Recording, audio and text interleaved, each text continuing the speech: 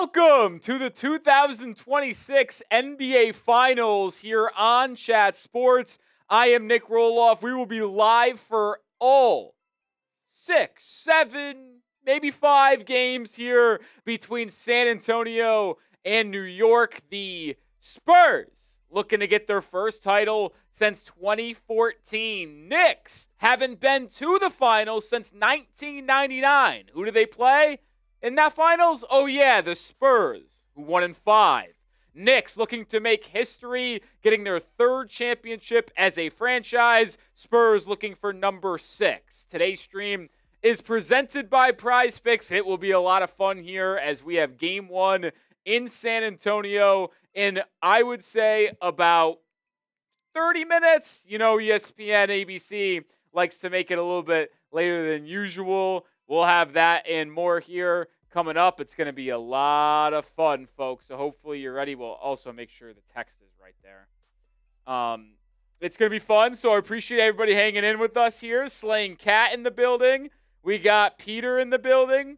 Ken Moore says, "Not this dude. I'm out. Goodbye." I don't know what I did to Ken Moore, but hey, we're going to be here giving you the energy you need here on game 1 of the NBA Finals. Welcome in producer Cope, who is here with us for tonight's stream. Oh, yeah. Shout out your city for me as well down in the comments section. Slaying Cat getting us started, typing his Boca Ratones. Boca. In South Florida, baby.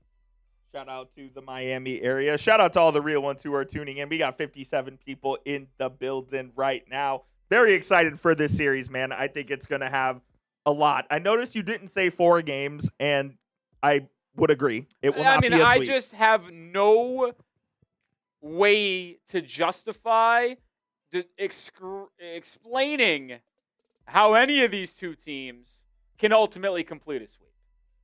Yeah, I mean, they're just too even. They're too evenly matched, in my opinion. Like, you have the New York Knicks, who I think were the favorite coming into the year to win the East. Yeah, they were. Probably. And then you have the Spurs, who this is their first real taste of playoff success with Victor Wembanyama. That's their first playoff run. Yeah, and they end up getting to the NBA Finals here, and they have home court advantage here in the Finals. The Spurs looking for their 6th title as a franchise. They were one of the best franchises from the late 90s throughout the 2010s, basically, until they won that title in 2014. I think this is a great matchup. I think it's a long matchup. Both teams can beat each other in different ways, and I'm excited to get going. So it's interesting. I mean, you could talk about tonight. You could talk about the series. To me, San Antonio really dissuaded the opinion that I had that this team would have to go through a loss to win a championship. Because historically, that has been the case. The Michael Jordan Bulls, right? You look at the last decade, all these young teams the that Thunder, have gotten past the hump, like this, the Celtics, the Thunder, have to lose in the playoffs to finally get over the hump and win it. Well, San Antonio going on the road, beating the defending champions in a Game 7 of the Western Conference Finals tells me maybe they do not need that growing up process that is usually something that is required on the pathway of being a champion. So the Spurs being able to go on the road in OKC and winning Game 7 tells me I think they can win this series despite being a really youthful squad. And, let's be real here as well. The Knicks, yeah, they lost in the conference finals a year ago, but the only player on their roster with NBA's finals experience, it's OG Anunoby. So that's part of their main rotation, that is. So it's not like they have the experience. Yeah, they've got older players, but they've never really been in the NBA Finals. Yep. With the Spurs, they do have some, 1-player or 2-player finals experience. Luke Cornett, their backup center, who was with Boston in 2022. And then obviously Harrison Barnes, who doesn't get a lot of playing time, but he was obviously with those Warriors teams back in the day. Just the first one.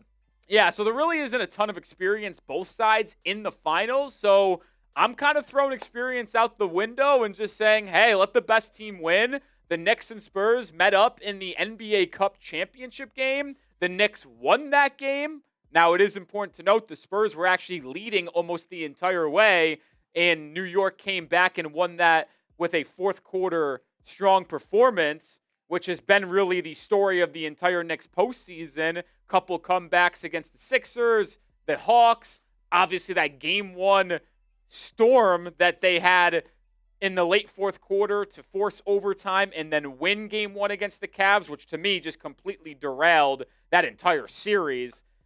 Anything's possible is what I'm trying to say in this series, and it's going to be a lot of fun to see who is able to capture an NBA championship. Today's show is presented by Prize Picks, daily fantasy sports that you can play every single day that is made fun and easy. You just pick more or less on 2 to 6 player stat projections and cash in on your ball knowledge. You can take my picks. You can see them on the social feeds feature. You can fade my picks. Here's the lineup I'm rocking with tonight. I actually have 2 separate lineups tonight, so if you hear me tracking them both, that's why. Here's my first one I did. More on Jalen Brunson, 5.5 free throw attempts. I think he gets to the line with this physical Spurs defense. Karl-Anthony Towns more on 3-point attempts with Wembanyama in the paint, and more on Stephon Castle, 16.5 points. That's my entry among a multiple for tonight's game. Download the Prize Picks app today and use code HMA to get $50 in lineups when you play your first $5 lineup. That's code HMA to get $50 in lineups when you play your first $5 lineup. Shout out to Prize Picks for sponsoring today's stream. We got about 17 minutes until we tip off in San Antonio, who is hosting this due to them being not only the higher seed in their respective conference. New York was at their 3 seed, Spurs were the 2 seed, but they had the better regular season record as well, which I believe, Coop, it goes to seedings, and then it ultimately is determined by record if there's the same seed. I actually don't know. I wonder, because what if you have a lower seed in the West, but you're a better record? I'm pretty sure it goes by seedings, but I could be mistaken. I thought it was by overall record, but I'm not positive either. Either way, let me know who you got. Our live poll, Coop, so far, 51% with the Spurs. So it's a little bit of a split pick so far. A little bit of a split pick. Like I mentioned, the Knicks won the NBA Cup title game, which technically does not count towards each team's respective record. So if you look at the season series between these two teams, 3 games, Coop. In San Antonio, New Year's Eve, December 31st. Spurs won 134-132. And then the game on March 1st in New York, the Knicks won 114-89. So close win for San Antonio at home, blowout win in New York, and then on a neutral floor in the NBA Cup, Knicks got a close victory to be in-season champions there. Knicks looking to be the first team in NBA history to both win the in-season tournament as well as the NBA Finals. I think this was the first time actually in NBA history that a team that won the NBA Cup ultimately won a playoff series, let alone get to the NBA Finals. Now that's a hell of a stat. And I'm not, if I'm not mistaken. I could be mistaken. Very possible. But I'm pretty sure this was the 3rd installment, correct? Yeah, the Lakers won the cup, lost in the first round. And then they got bounced in the first round. And then last year, who won it? The Bucks won it last year. Yeah, right? And then they lost in the first round.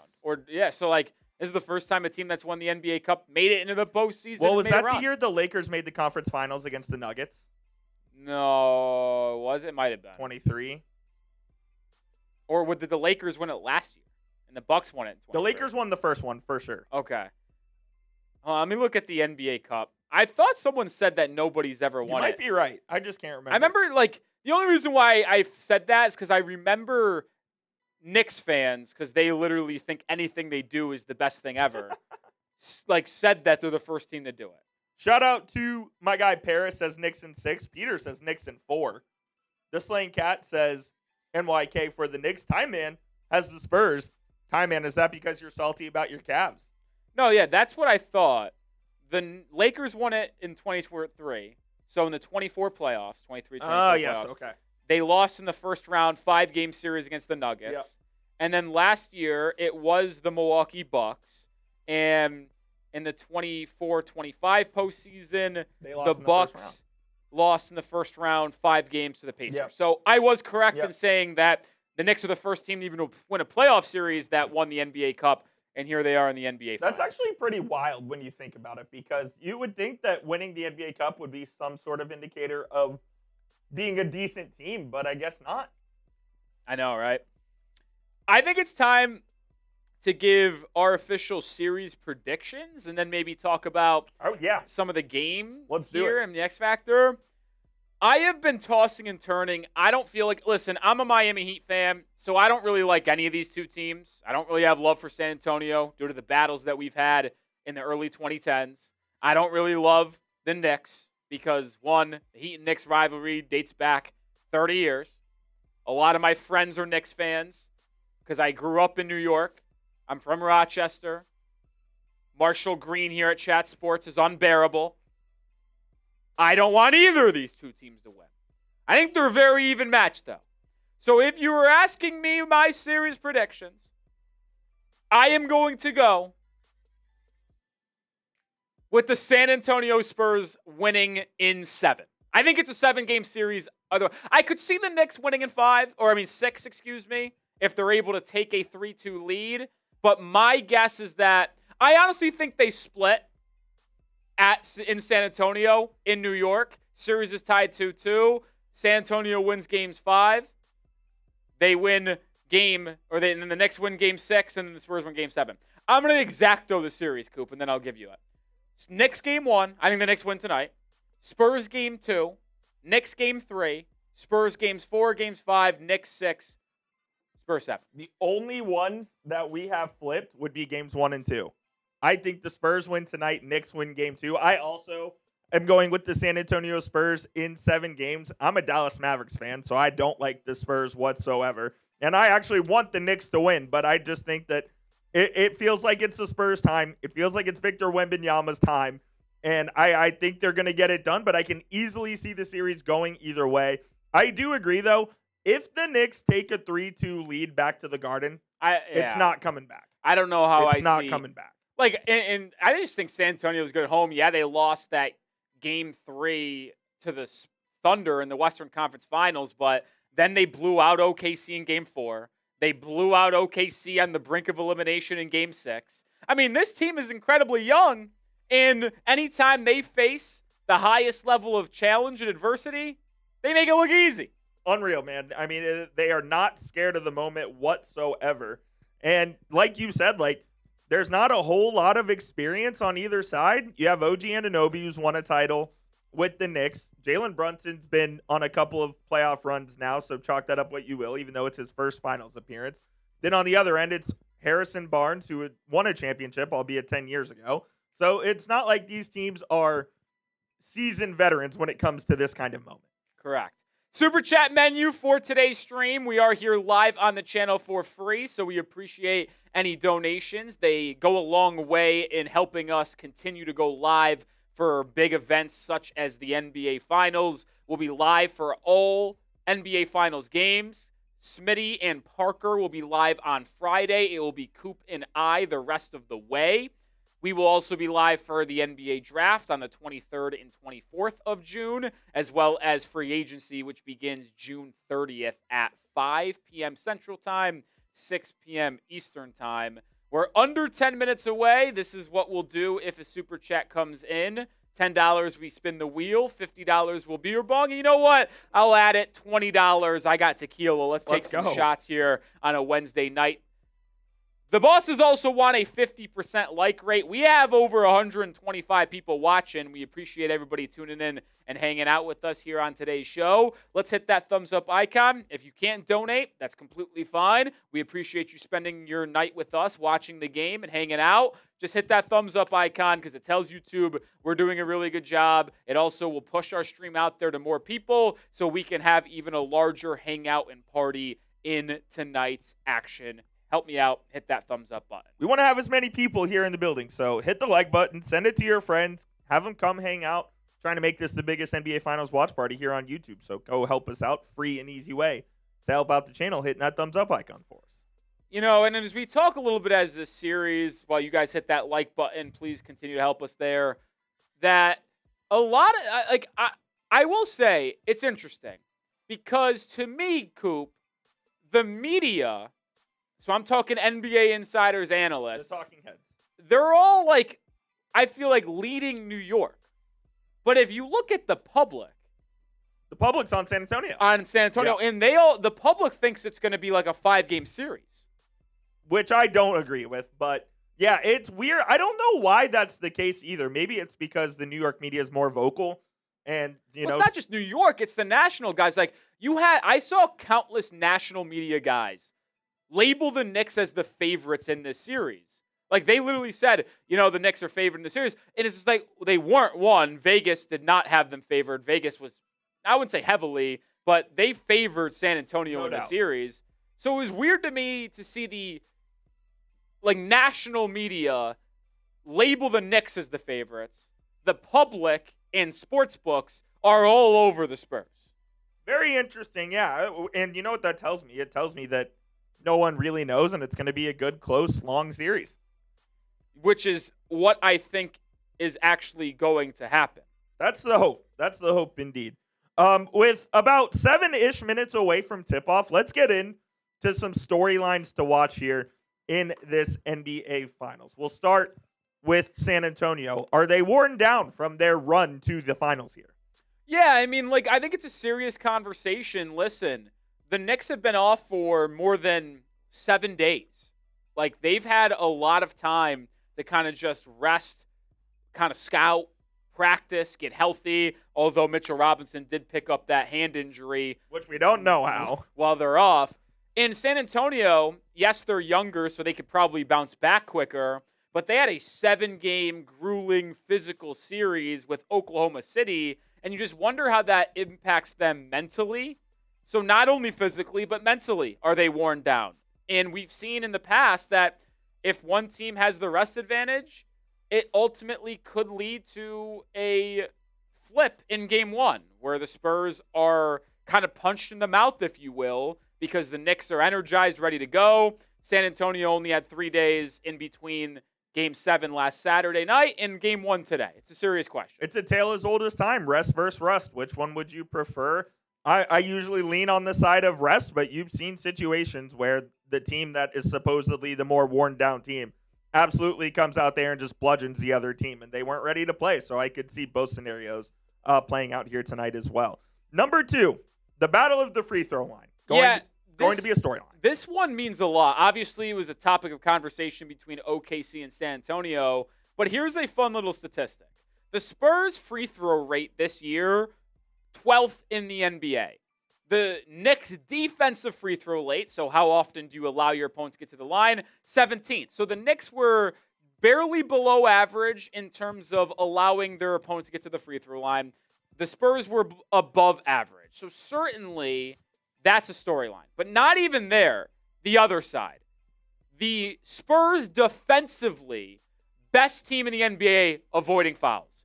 In the regular season, they were first in defensive free throw rate allowed. The Knicks' offensive free throw rate, 24th. So the Knicks don't even get to the line that frequently, and the Spurs usually don't allow their opponents to get to the free throw line. So you could see an advantage for San Antonio at the charity stripe in comparison to New York. 5 minutes until tip-off. But I did want to tell people, if you want to grab some Chat Sports merch, which, boy, I tell you what, folks, it is sweet, whether it's a sweatshirt, a hoodie, we got hats. Father's Day special, all day today, all day tomorrow, runs through June 4th all the way to midnight, 20% off. If you want to get your father a gift, heck, if you want to get yourself a gift, chatsports.com/shop. You can get generic merchandise. If you're a Knicks fan, you can grab some Eastern Conference Championship merch. Chatsports.com/shop. It don't matter what team you're a fan of. If you want to grab some sweet gear on a discounted price next 36 hours, chatsports.com/shop. 3.5 minutes to go here. Knicks need to get second chances. This is something that the Knicks do extremely well, right? Mitchell Robinson, one of the best rebounding bigs in the NBA, not only defensively, offensively. We know Josh Hart is unbelievable on the offensive glass. The Knicks this year had the 6th best offensive rebound percentage, 32.6%. Really, really good. But here's the issue. In the regular season, the San Antonio Spurs had the best defensive rebound percentage. They only allowed their opponents to have an offensive rebound percentage of 26.7. So you have strength on strength. Obviously, Wembanyama inside gobbles up a lot of boards. Can the Knicks create a lot of second chance opportunities for themselves? That is how they won a lot in the regular season. They did that a lot against the Sixers, Hawks, Cavaliers. Will they be able to do it against the San Antonio Spurs? It's going to be more difficult, and it's going to be something that is a swing thing. So to me, the two biggest swing statistics in this series, not only tonight, is the free throw disparity as big as it might be based off the analytics, and can the Knicks create second opportunities for themselves? In Game 7 on Saturday, they lost, but the Thunder were only in that game because they were able to out-rebound San Antonio in the first half offensively by about 10 rebounds. You're going to be able to out-rebound San Antonio because Victor plays outside of the paint mainly, and he's their 7'5" big man that they have in there. So certainly a big key for the Knicks is to try to capitalize on those second chances. And then as we get closer to tip-off here, we have both of our X factors. You put De'Aaron Fox and Mikal Bridges for the Spurs and the Knicks, respectively. Yeah, I think these are the two X factors here. De'Aaron Fox has been hit or miss in this postseason, and I could see the Knicks trying to hide Jalen Brunson defensively by putting him on Fox. Like, if De'Aaron Fox is playing at a high level, you can't put Brunson on him because Fox will just cook him. So if De'Aaron Fox is on his shit offensively, hard team to defend if you're New York. And Mikal Bridges is always the X factor for me with New York. We know he brings defensively, but he's so up and down offensively. If he knocks down some shots from the perimeter and forces you to really get out on him, well, then that just puts your defense in rotation, and it gives the Knicks a ton of advantage. Here we go. National anthem wrapping up. We are about to tip off in San Antonio. If you're excited for the game, spam those me's down there in the chat. Let's get it going. NBA Finals about to get underway. Let's go. I'm fired up, man. They didn't even announce starting lineups yet. No, they're about to right now. And by the way, trophy on the court. Yeah. Weather's hot. I'm glad they brought it back. It's June. I'm glad they brought the championship trophy on the court back. Although I will say, I still think it's a little, disappointing. It's not as good as it was. Well, because they revamped the trophies. And the new version of the Larry does not look as cool as the old one. But, I mean, that's probably what I'm it does bring back the nostalgia, man, and we are about to get it underway. It looks like the Knicks are wearing their white uniforms tonight as well. I despise teams that don't wear white at home. Continue to spam those me's. We're giving shout-outs. Shout out Ninja Cow, Johan Garcia, Ashley Barker, Josiah Brandon, Ty Man the Buckeye, Jason Doe, Swiss, Jared Flicken, JC Dub, Santa, Slaying Cat. Keep on spamming those me's. Starting lineup for New York. We know what they're going with, folks. Jalen Brunson, Josh Hart, Mikal Bridges, OG Anunoby, Karl-Anthony Towns. They're super subs. Mitchell Robinson, the big man off of the bench. The hero in the Eastern Conference Finals, Landry Shamet. You also see some Jose Alvarado as well. They really only go about 8 deep.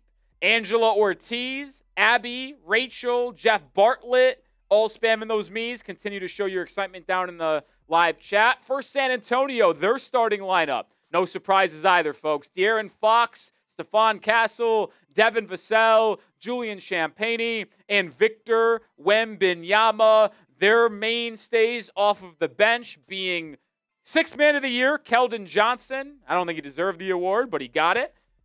Your guy deserved it? Yeah, Jaime Jaquez deserved it from Miami. Dylan Harper, the talented rookie, the second overall pick. You also will see some Luke Cornett off the bench as well. They mainly go about 8 maybe 9 deep. You'll see some Harrison Barnes in this series. I can't imagine a ton. I expect with the NBA Finals, there's no reason why to hold anything back, folks. Here it is. I mean, it is do or die right here as the Spurs starting lineup gets announced. Make sure you hit that subscribe button as well. Already picked up 11 new subscribers, now 12 new subscribers. Continue to make this tick here. Our goal is to get to 434,000 subs as soon as we can. Whoever just unsubbed, F you. That's BS. But yeah, you're not going to be able to actually see the game here, copyright laws, but what we do is do live play-by-play commentary analysis of the game while it's happening. It's almost like a radio broadcast with some visual elements as well. We'll have stats cycling throughout the game. This is my prize picks lineup for the game that we'll keep an eye on. More on Jalen Brunson free throw attempts, Karl-Anthony Towns threes, and Stephon Castle points. So, yeah, we have a lot of stuff. Even if you can't watch the game, we understand that some people might not have the capability to, but some people might also not want to watch or listen to the broadcast. And I would always say the best way to enjoy our coverage to me is watching the game with us pulled up on the side on your TV or your tablet, on a computer, on a secondary TV, so you can hear us kind of talk about the game rather than the broadcast, because we'll give you more than the broadcast will. That's just a fact. Knicks are wearing those white unis, as Coop pointed out. Spurs are wearing their black unis. Not a fan of that. I always think home teams should wear white. Absolutely. The NBA did away with that, and I can't stand it. I like the stripes from the San Antonio crowd, though. Really? I actually don't. You don't like the rainbow stripes? I think they should, if they're going to do that, wear the rainbow uniforms. Oh, I don't. Yeah, I would absolutely agree. I wish they could. They probably can't, though. Like, to me, they should be wearing white at home with a whiteout. This is the fact. Like, that's what should happen. No doubt. That's what should happen. Should be reversed. Knicks should be wearing their blue. Spurs should be wearing their white. But as you know, the home team gets to choose the uniforms, and the Spurs wanted to go with their black unis. I honestly think in the finals, the NBA decides who. No. Dude, I think so. Absolutely not. I'm almost positive because that was the case when the Mavs did. I just have a hard time believing that. Why would they change it for the NBA Finals? So they control what jerseys are being worn? That's insane. Yes. They probably just say you can't wear any, like, specialty. Just wear your whites. Pretty sure they decide. I don't know about that. Because, look, they're already decided for the series. The jersey matchups are. Maybe. I don't know. Shout out Jeff Bartlett. Super chat, $5. You're a legend for always supporting love to the channel. All right, 500 people in the building. We're about ready to get tipped off. Karl-Anthony Towns and Victor Wembanyama, center circle. Scott Foster is officiating. I might have got by this, Coop. I saw a stat on Twitter, could be lies, you never know, that the Knicks, either this year or in the last 2 years, 9-0 against the spread with Scott Foster officiating. I don't know if I got or not, but we'll see. Here we go, folks. Wemby, Cat, center circle. We know the Spurs are going to start with the ball. I don't think I've ever seen Wemby lose a tip. And with that being said, the Knicks won the tip. So the Knicks start with the ball. Josh Hart has it, gets it over to Karl-Anthony Towns. They find Brunson open for three early, and he drains it. So what a start for New York. Brunson drills the top of the key triple off the catch. And just like that, the Knicks jump in front. They are putting Jalen Brunson on Julian Champagnie. No really surprise there. I thought maybe they'd put him on Fox. Instead, that's OG Anunoby. Karl-Anthony Towns guarding Wembanyama. He pulls up at the elbow and splashes home a pull-up jumper. So both teams hit their opening shots to get this game underway. Julian Champagnie will guard Josh Hart. Wemby on Cat. Castle on Brunson. Cat swings it to Mikal Bridges. Bridges looking to work on Fox. Now Brunson with an attack. Brunson inside. Throws up a wild shot. No good. Josh Hart with the rebound. Kick out Anunoby. Corner three. And it's good. So the Knicks start the game 2 for 2 from deep. And our key early was the offensive glass for New York. An offensive rebound early. Wembanyama. Pump fake. Step back. Drive on Cat. Spinning inside. Bumped. Can't finish. An offensive rebound for Champagnie. Kick out Vassell. His three in and out. Oh, Castle on the glass, but he smokes the open layup. So 2 offensive rebounds for San Antonio, 1 for New York. Cat, deep 3. His shot comes up a bit short. So a lot of 3-pointers for New York here early. Wembanyama inside, stripped by Bridges. Bridges in transition, finding Anunoby inside, goes up strong, and finishes. So 5 points for OG Anunoby in the first couple minutes. 8-2. Fox with a crossover drive, drop off to Castle. Castle blocked, gets his own rebound, kicks it out.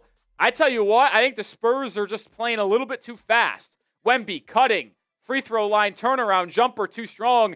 Everything that they're doing right now feels incredibly rushed. Bridges in transition, pull up midi, too strong.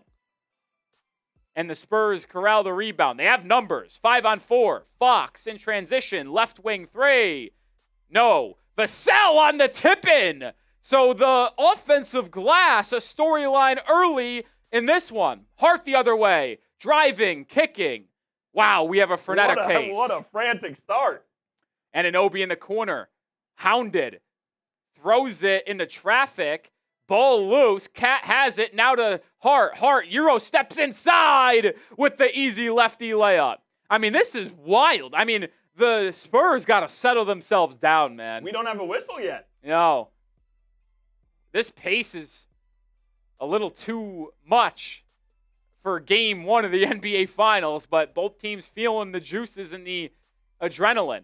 Fox missing the pull-up 3, so he's 0 for 2 from deep. Josh Hart corrals the board. He gets ahead in transition, bumps his way to the rim, rejected by Wembanyama. Do not go in there. Wemby with a trailing 3. Oh, put it on the highlight film. What a sequence for the 7-4 freak. And that's why people have already crowned him the next great thing in the NBA. Bridges with a pick and roll. He's at the elbow. Finds Hart in the corner. Hart driving, kicking. Anunoby with a show and go. And Brunson gets it. Brunson's been actually relatively quiet. He is blocked on a 3, and that's a shot clock violation. So, Coop, very interesting enough, on the first possession of the game, beautiful play by Mike Brown, getting Josh Hart to Jalen Brunson for a catch-and-shoot open 3. And then since then, he's barely touched the ball. Yeah, there's just been no real rhythm for either team offensively. It's just been super fast. Castle with a drive and kick to Fox. Open corner 3. No, that is 3 open looks for Fox that he has been unable to knock down. Wonder if Dylan Harper checks into the game. Cat with a nice little drive inside, and Euro steps it up and in. And we'll have a timeout. So our first whistle of the game comes after a timeout, I believe, from San Antonio. Spurs down 12-7 early. Knicks getting a good offensive start here. Cat with a bucket. OG Anunoby 5 points. Look at OG. He is the only player with NBA Finals experience in this rotation for New York, and he has been the difference maker in this one. Too early to say the lights were too bright for the San Antonio Spurs? Not too early to say the lights were too bright, but they do need to calm themselves. And I think it's a good timeout for Mitch Johnson. Calm down. Yeah, there's not crazy momentum either way, but just kind of saying guys, it's the finals. We get it. You're excited. A lot of adrenaline. Slow down. We're here now. Everybody's rushing in San Antonio right now.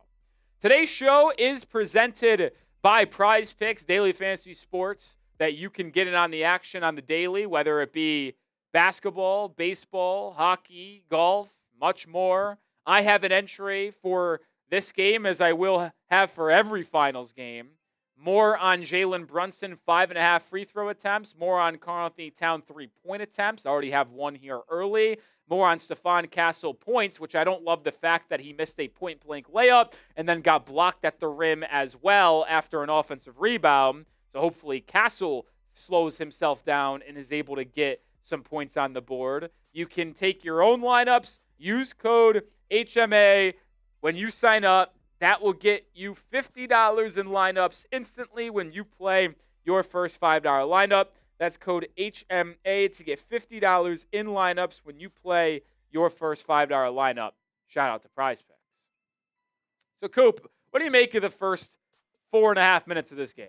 Yeah, I mean, we didn't have a whistle for the first 4.5 minutes of this game. It was rather jarring, just the pace at which both teams were playing. And I do think that there was a little finals jitters there with both of them, more specifically San Antonio, who were just helter-skelter all over the place. They were not in control, and I do think that's really good coaching by Mitch Johnson to call that timeout. Need to run a good ATO here, try to get something going for one of your top guys, whether it's Wembanyama or Vassell. Maybe you bring Dylan Harper in here after this timeout and just give yourself a different look. Yeah, I mean, you look at so far the first 4.5 minutes, we labeled offensive rebounding as a major storyline in this game, let alone the series. 4 offensive rebounds already for San Antonio. 1 for New York. Now, the 1 offensive rebound resulted in a kick-out 3 for OG Anunoby. San Antonio really hasn't capitalized on their offensive rebounds thus far. Stephon Castle got 1, rejected. They got a pair of offensive rebound kickouts that weren't able to convert. So, not many offensive rebounds resulting in points for San Antonio, but certainly crashing the glass early and often. Yeah, and it's what it's going to take from both of them. Look, if you're the Knicks, you have to be able to crash the glass because you know you have the advantage there. So I just think you're going to miss shots. You got to, after your shot, follow it up. You never know. It could come right back to you for an easy layup. Over 650 people watching. Hit that thumbs up icon if you haven't already here live for free on the channel. Got 58 likes. Let's get to 100 likes ASAP as we return to action here in quarter number 1. Greg Popovich in the building. Spurs president of basketball operations. Obviously a historic career as the head coach. So out of the timeout, Keldon Johnson and Dylan Harper in for San Antonio. No changes for New York. Julian Champagnie and De'Aaron Fox take a seat. Castle probing inside and turning it over. That was an issue for him in the Western Conference Finals.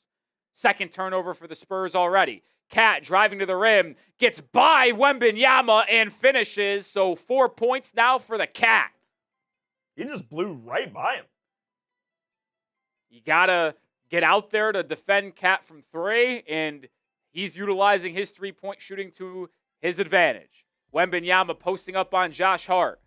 Triple teamed, kick out, Castle, his right wing 3. Too strong. And the Knicks grab the rebound, but a foul will be called on New York, grabbing a Spur when fighting for the rebound. Oh, they're switching the call or removing the call. I don't know what happened.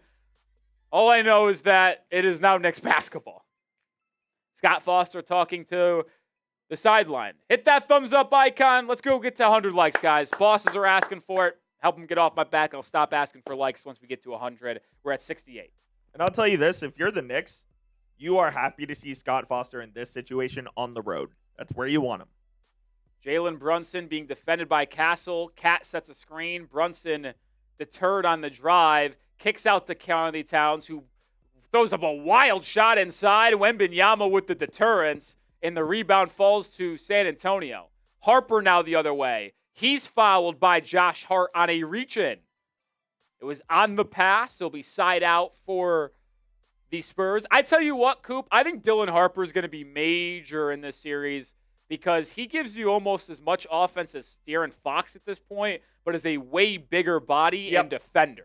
Yeah, his length will definitely prove important against the likes of Bridges and Anunoby and those other guys on the Knicks.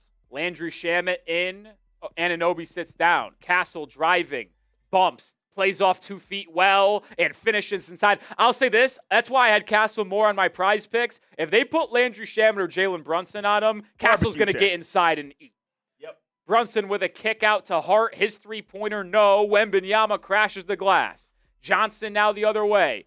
Attacking Brunson. Gives him a bump, but misses the bank shot.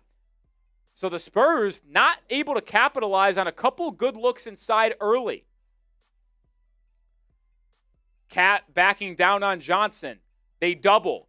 Cat, hounded, turns it over. Harper with the steal. Harper in transition, finding Johnson inside the Castle. Castle can't finish, but a foul. That's the second whistle on Josh Hart. Important player for New York, already with 2 fouls. And the second-year guard out of UConn will head to the line for 2. Certainly a storyline to monitor here. I would imagine Josh Hart heads to the bench, and we'll see who gets those minutes for New York. It'll be Landry Shamet. It'll be OG Anunoby. Will they go to somebody else? Maybe lengthen their rotation a little bit here. Castle's been an uneven start for him offensively, missing a couple bunnies inside, missing an open 3. Gets his first point of the game at the line. Josh Hart will check out, as you note, with 2 fouls already. OG Anunoby back in. After he just took a seat. So Mike Brown elects to go right back with OG, not going to add another player to the rotation. Victor Wembanyama takes his regulated rest. Usually will sit until about the final minute of this quarter. Luke Cornett checking in. The Knicks have to capitalize on the minutes Wemby off the floor. How about that USA 250 patch? You see that? Yeah, I like that. You know they're taking it off the jersey every game and making a one-of-one trading card patch. OG Anunoby, guarded by Cornett, has the speed advantage, gets inside, kicks out for Shamet. His 3-pointer, no. Cat on the offensive glass. Inside, airballs the putback. Luke Cornett holding strong. Castle the other way. Kicks to Johnson. Corner 3. Oh my goodness, it hit backboard first from the corner. New York now pushing. Brunson, ever patient. Brunson running the pick and roll. Tries to do the foul bait move. Refs don't bite. Missing the pull-up. Spurs in transition. Vassell, corner 3. No. And the rebound falls to Cat, where we'll have Keldon Johnson whistled for a foul. So the Spurs, I tell you what, Coop, have gotten a lot of good looks from 3, really struggled. What are they now shooting from deep, Coop? Yeah, let's take a look. I think they've made 1. Yeah, they're 1 of 6 from 3 so far. So certainly ain't going to cut it there. Slow start from the perimeter for the Spurs. They're going to have to be better than that. 2 of 5 for the Knicks there as well. I mean, the Spurs are only down 3. They're 4 of 16 from the field. Got to feel good about that if you're a San Antonio fan. Jalen Brunson. Working on Champagny, gets inside, kicks it out, stolen by Harper. Harper out to the races. He'll go coast to coast. It is fouled by Mikal Bridges. Way to get back into the play, making the rookie earn it rather than getting a free dunk. But turnovers kind of mounting now for New York. That's the what, 3rd, 4th? Yep. 4th turnover. It'll be the 3rd. 3rd turnover. 3rd turnover for New York. Brunson losing the handle there. Even without Wembanyama on the floor, the way the Spurs just crash on the interior, it just forces your playmaker and decision maker to really be quick the way they make reads once they get into the paint, because nothing's going to come easy with this Spurs defense. So you got to really be sharp with what you're going to do. If you have any indecision, you're going to be struggling. We saw SGA deal with that in the first couple of games of last series. Brunson trying to figure it out here early. Here comes Mitchell Robinson, by the way, first appearance after breaking his 5th metatarsal or metacarpal, whatever, in his hand. We'll see how that affects him. Dylan Harper makes both free throws, as we actually have Deuce McBride in the game for the first time. Brunson lobbing it to Robinson. Another turnover. Spurs running. Harper going to the body. Blocked. And no, he gets it to go. And 1, Dylan Harper, the rookie making things happen. That camera angle was on. It almost looked like it was blocked from behind. Next thing you know, it goes through the basket plus a foul. Dylan Harper off the bench with a couple steals and now a 3-point play. Dylan Harper, man, worthy number 2 selection. Spurs got lucky by landing him in the lottery. Not afraid of the moment, man. The Spurs have had a lot of lottery luck over their franchise. 9-0 Spurs run over the last 3 minutes to take a 2-point lead, their first lead of the series. OG Anunoby guarded by Vassell. Vassell defended really well last series against OKC. Anunoby Euro-stepping, kicking. Brunson open look. No good. You got to convert those open looks because you don't get many of them against the Spurs defense. De'Aaron Fox back in, probing, kicking. Harper, he's hot. Corner three. Oh! The rookie having an early moment in the finals. 8 points in 4 minutes. Landry Shamet, can he respond? Oh boy, he does. Fox the other way. 0 for 3 from 3 early. Baseline drive. Champagne now. Oh, it's raining threes in San Antonio. After starting 1 of 6, they've made their last 2. Brunson inside. Missing the layup. Bodies flying everywhere. It's a 3-on-4. Champagne, right wing 3. In and out. I love that heat check. The Frostbake center ready to explode. Mitchell Robinson hounded up top, and now we'll get a foul. I'll tell you what, these refs so far have allowed some physicality from this Spurs defense. Yep, they're letting them play a little bit, for sure. But the story in Game 1 so far, Dylan Harper, the 2nd overall pick out of Rutgers, coming off of the bench and having 8 early points, forcing a couple turnovers as well. What a start for the rookie.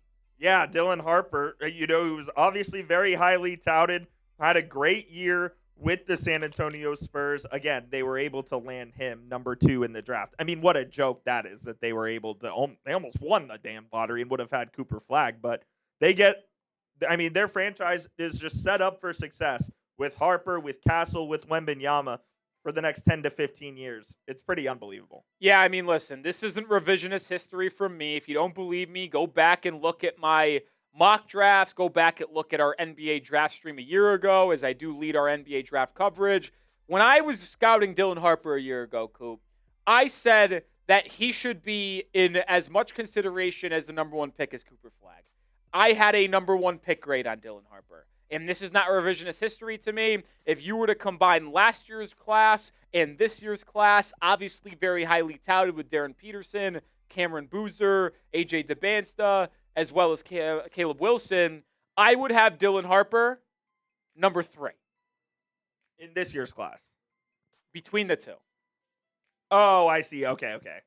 I think Harper would only trail for me Darren Peterson in this class.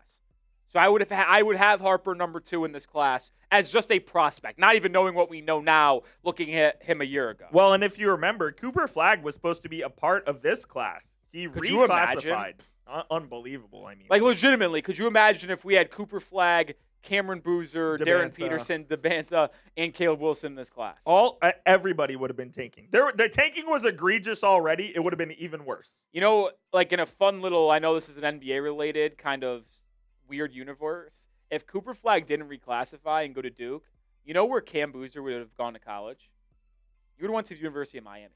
Would he have? Yes, that was one of the final teams in his recruitment with Duke. I doubt he would have went with Cooper Flagg to Duke because same position. Yeah. And if you're the best player at your position, which those guys are 1 and 2, you're not going to the same school. And yeah, Miami, because he lives in the area. Who do you think Duke would have taken given the Boozer history? Oh, it would have been still Cooper You think Flagg. so? Yeah, it would have been Cooper Flagg. I mean, Cooper Flagg was a highly touted high school recruit, like way more than Cam. Yeah, absolutely. He was, I believe, the number 1 player in and Flagg, I mean, listen, you look at Flagg as a prospect a year ago, I thought it was tight between him and Dylan Harper.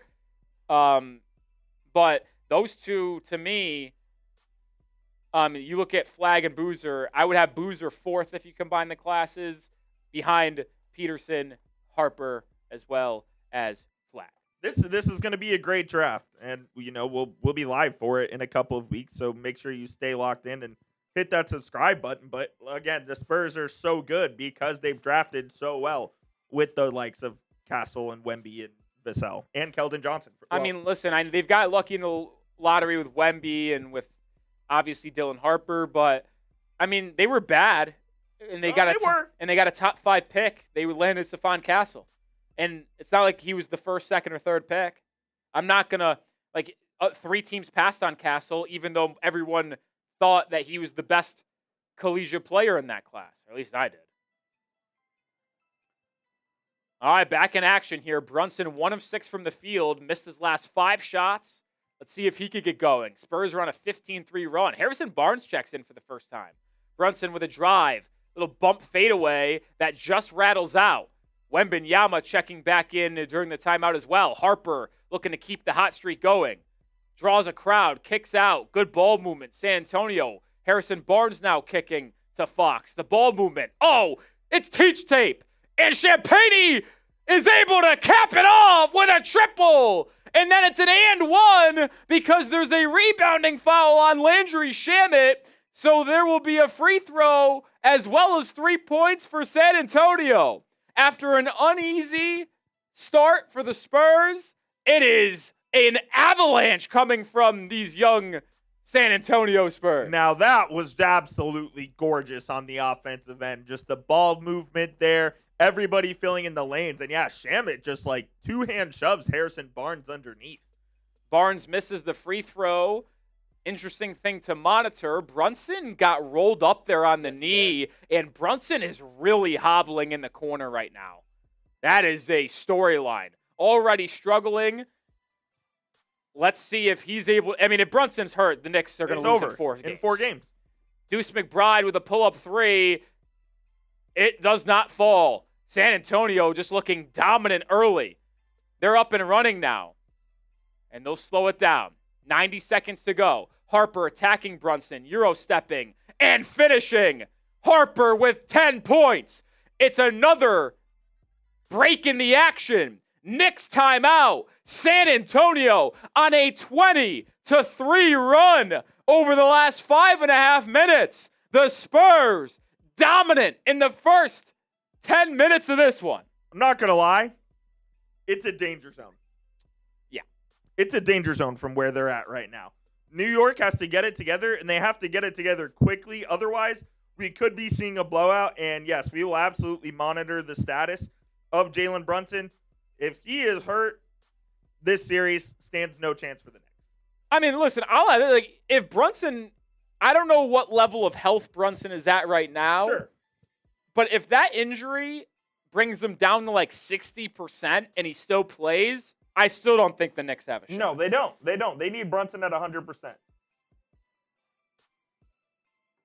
Chris Haynes is reporting that Brunson, after that timeout, heading to the locker room. Is it his knee or is it his ankle? Knee. Ooh, he grabbed his knee. But like the odd thing is, like, you never know what happens. This little contact could ultimately set something off. But it wasn't like it was crazy. I mean, if we show Jalen Brunson's stats right now, it's been a pretty rough start for the Knicks star point guard. But an injury could be devastating. Oh, yeah. I mean, he hasn't done a whole lot. He has a whole lot. He's been awful. 1 assist to 2 turnover, 1 of 7 from the field. He has been off on top of potentially tweaking his knee and having to go back to the locker room. Oh, boy. That would not be good. Meanwhile, his counterpart, Dylan Harper off the bench, has 10 points. 3 of 3 from the field. Yeah, Brunson's back in the locker room, so Jose Alvarado checks in for the final minute and 20 here. Miles McBride just missed a 3, misses another, but Mikal Bridges is there for the tip-in.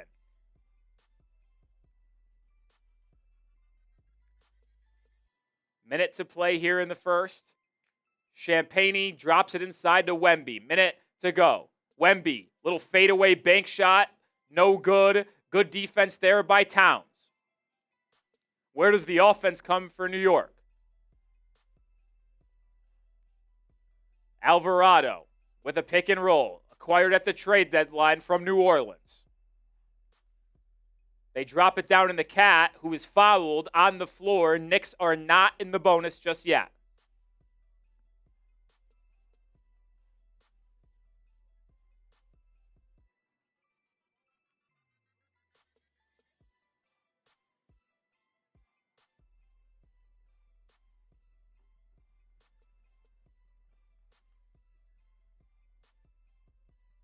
Harrison Barnes out. All eyes looking at Jalen Brunson. How serious is that knee injury? And does he return in game 1? Alvarado with a show and go to Cat. Back to Alvarado. 4 on the shot clock. He's going to have to hoist a deep step back over Wembanyama. Oh, and he almost drilled it, but it rattles out.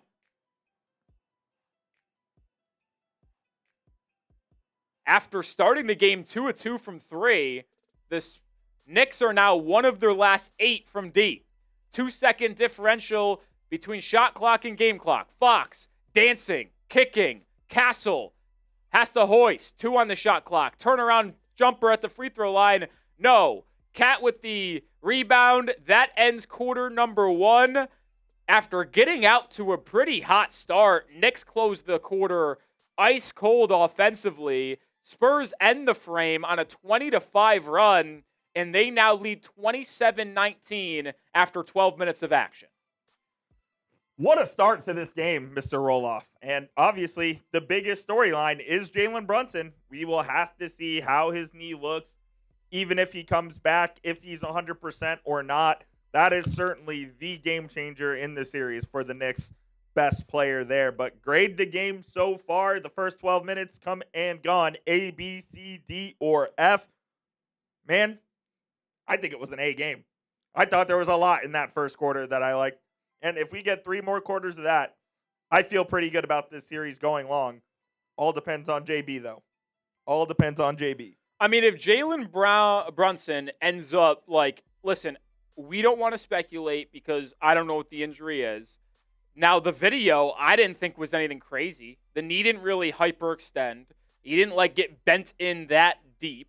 So I'm a little puzzled on what the injury could be because it didn't look bad in my opinion, and it wasn't like it was non-contact.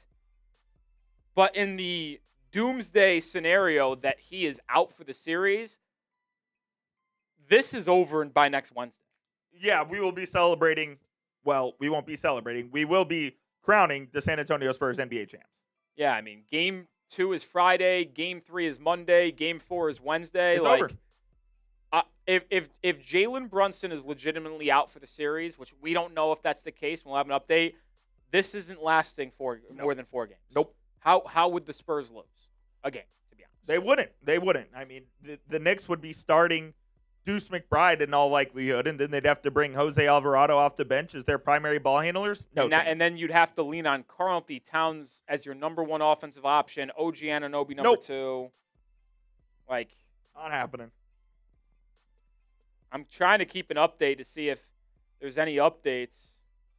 Make sure you hit that subscribe button if you haven't already. We got 1,200 people in the building right now, and also hit that thumbs up icon for a free and easy way to help out our channel. We're having a good watch party so far, enjoying hanging out with you guys. Let's keep it rolling here on the channel. He's walking back with trainer Heather Mao, and it looks like he's probably going to go get this thing x-rayed at least. Yeah, is it really that bad? We'll see. I mean, maybe they're going to retape it. Who knows what they're going to do. But, man, not good. Man, that could be devastating. Listen, we got 1,100 people hanging out with us. We appreciate everybody that's been watching the stream thus far. You guys are absolutely legends. Can you guys just help me out? Hit the like button. I know we've kept on asking about it, but we got 1,100 people watching, only 135 likes. Bosses don't like to see that. I know I keep on bringing them up, but we keep getting messages from them. They keep on messaging us, telling us to get more likes. So we kind of just don't want to deal with that. So help us out. Hit that like button. I mean, we're here live for free, breaking down the game. I know we can't show it, and I know people are asking, why aren't we showing the game? It's copyright. Our channel will be striked and banned if we tried to do that. And all the channels that do that on YouTube, I mean, they're non-profitable. We're a company trying to make money here, so we can't do that. But please do hit that like button. I'm slightly concerned about our prize picks. Well, if Brunson doesn't return, true, he gets voided, and it becomes a 2-player entry. So then these 2 guys would have to hit. Out of the timeout and break, good defensive possession by the Knicks. But they can't secure the defensive rebound, and it will stay with San Antonio. Now, good news, Jalen Brunson is back on the bench, and they're putting a heating wrap around it right now and a brace. He'll be all right. He's a tough guy. Yeah, He's tough. I don't know what the issue was, and I don't think he's going to be done for the series. I expect him to return in this game. He will.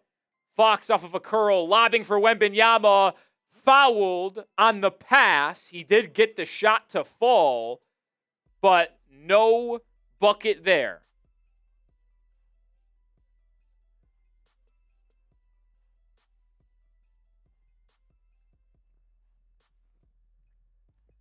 Eight-point Spurs lead.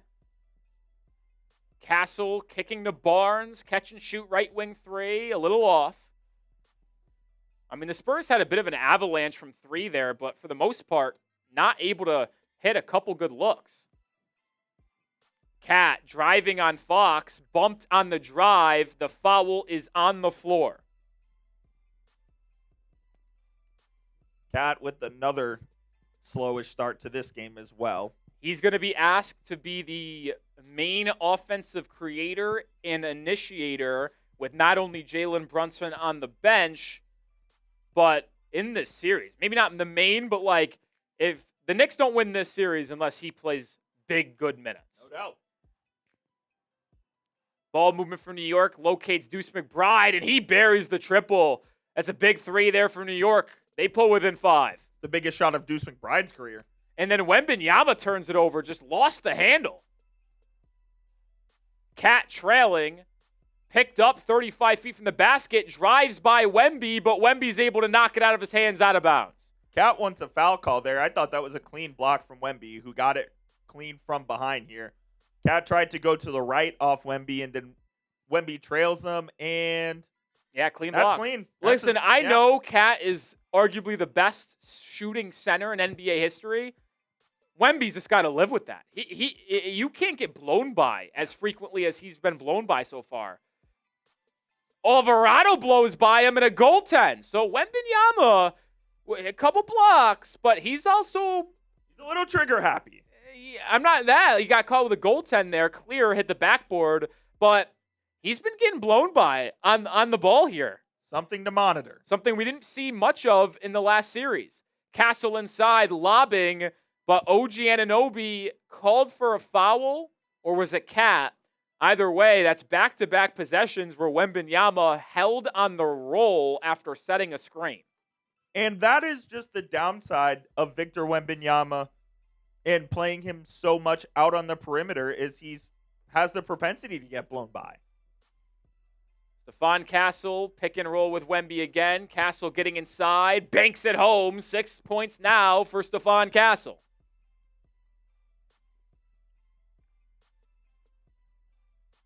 Cat driving again on Wembanyama, getting inside and finishing. Tell you what, Wemby's getting blown by quite a bit here. Yes, he is. You wonder if the Knicks saw something.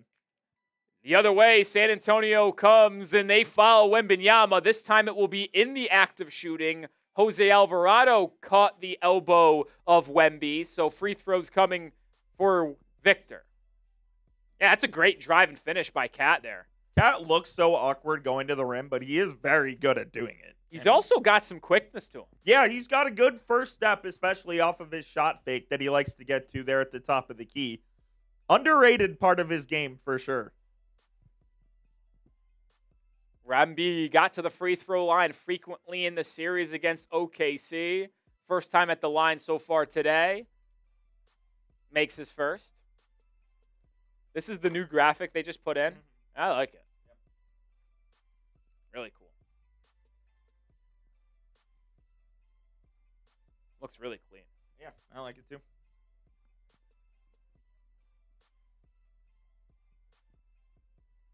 Wembanyama converts both free throws. Brunson back on the bench if you're just joining us after going to the locker room, but has not returned to the game. What did we talk about in the open? Free throw difference. 8 free throw attempts for San Antonio, none for New York. The Knicks do not get to the free throw line often. Spurs were the number 1 team in the NBA in terms of free throws allowed. Landry Shamet missing the pull-up jumper. Dylan Harper out and running. Finds the trailing Vassell. Top of the key triple. Way off.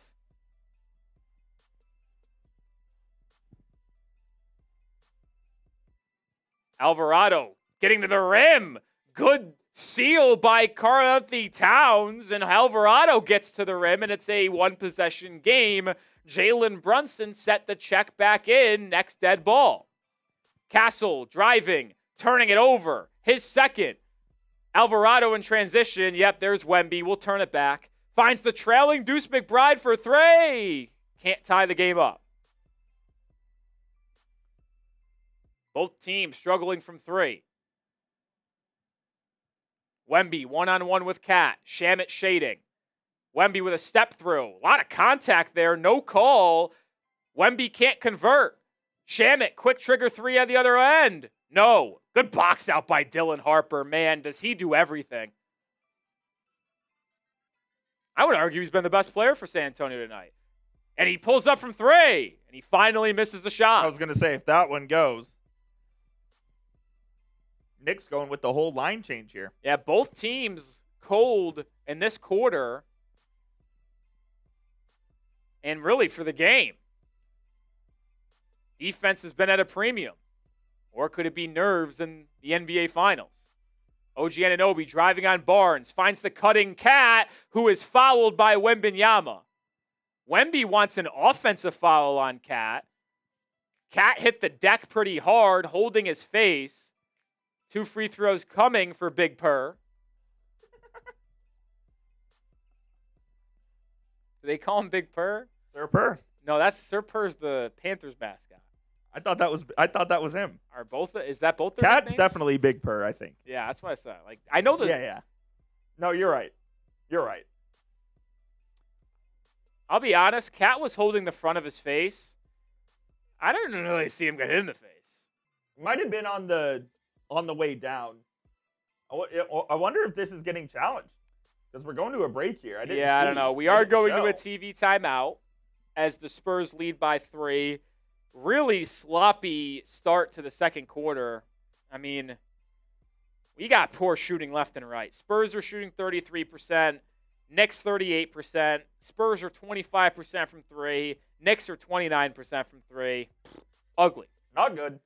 You know what's not ugly? Well, that would be Prize Picks, folks. The daily fantasy sports app, #1 in America. You just pick more or less on 2 to 6 player stat projections. Turn your ball knowledge into some serious cash.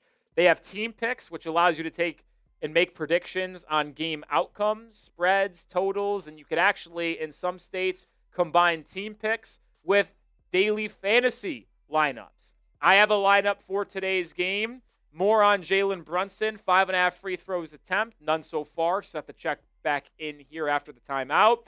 More on Karl-Anthony Towns' 3-point attempts, and more on Stephon Castle, 16.5 points. Join me and the millions of others over on Prize Picks. Download the app today and use code HMA to get $50 in lineups when you play your first $5 lineup. That's code HMA to get $50 in lineups when you play your first $5 lineup. Shout out to Prize Picks for sponsoring today's stream. Links in the live chat and description of today's show. Looking at some of my lineups here. That's a hilarious. Did you saw the? Yeah, the extension. That's hilarious timing because he's literally on his flight. That's good stuff right there, man. He'll just have to get to it when he gets to it. That's good stuff right there. Spurs lead by 3 here. Like we said, it's been certainly a slow shooting quarter for both of these teams. The Spurs for the game are just 10 of 30 from the field, and the Knicks ain't much better. 12 of 32, both teams with 4 made threes. And it feels like it's been a little sloppy. I mean, both teams have been turning the ball over. 4 on San Antonio, 5 on New York. I mean, they've been unable to knock down open looks from 3. 4 of 16 for Spurs, 4 of 14 from the Knicks. I mean, both teams shooting sub 40% from the field. It's just ugly, man. It's just ugly. It's not good. Not a good performance for either team. Now, you've had some good individual performances like Dylan Harper, who's had a really good start to this game. Arguably has been the best player on the floor. He's got 10 to go along with 3 rebounds and 3 of 4 from the field. He's been so impressive to me. Just so impressive to me. 1,100 people watching. Appreciate everybody continuing to hang on. Like and subscribe if you haven't already. 2 likes away from 200. So it's good momentum there. Let's get there during this timeout. Let's keep it going. Now remind me, Coop, in the NBA Finals, halftime, same length as normal, or is in the NBA Finals is a bit longer? It'll be slightly longer, like maybe 16 minutes instead of 14. So I'd imagine it'll be right around the same. Wow. So during that timeout, the Spurs did challenge the foul, and it was deemed that Cat's off arm hooked Wemby and pulled him down. So no free throws for Cat. Instead, it's Spurs basketball. So Mitch Johnson's successful move there.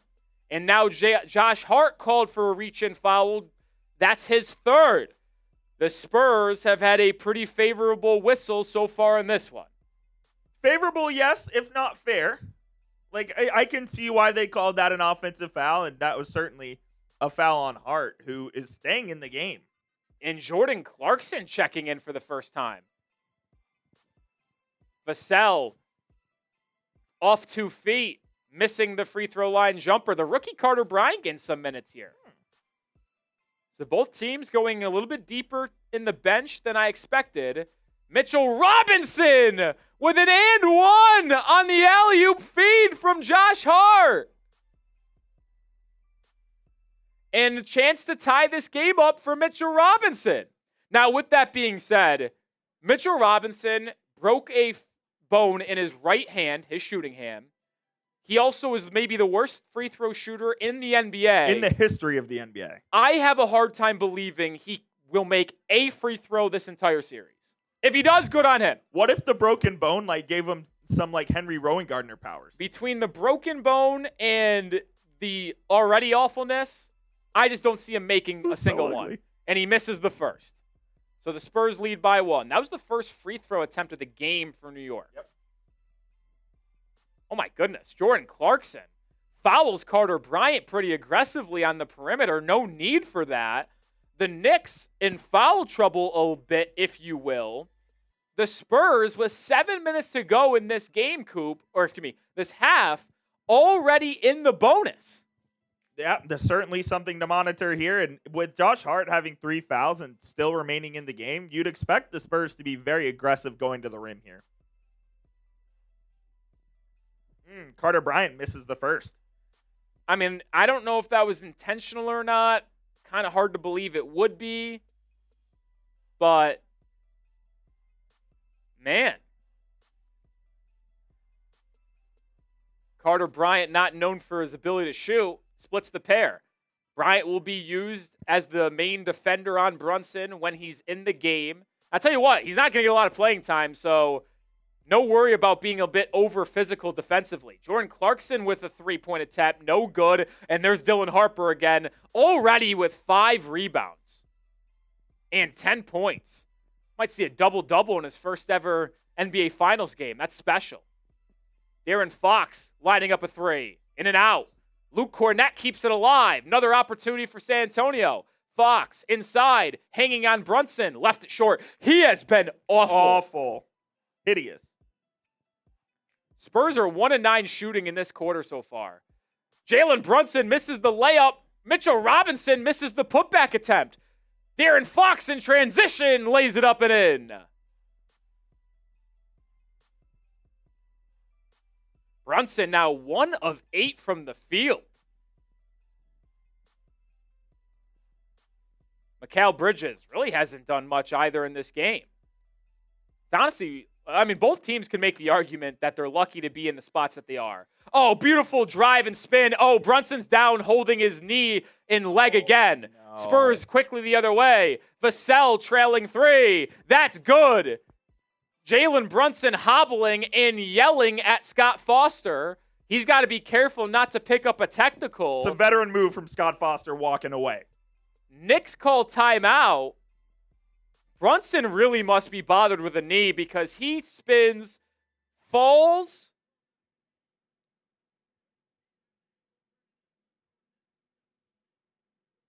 I don't see anything here.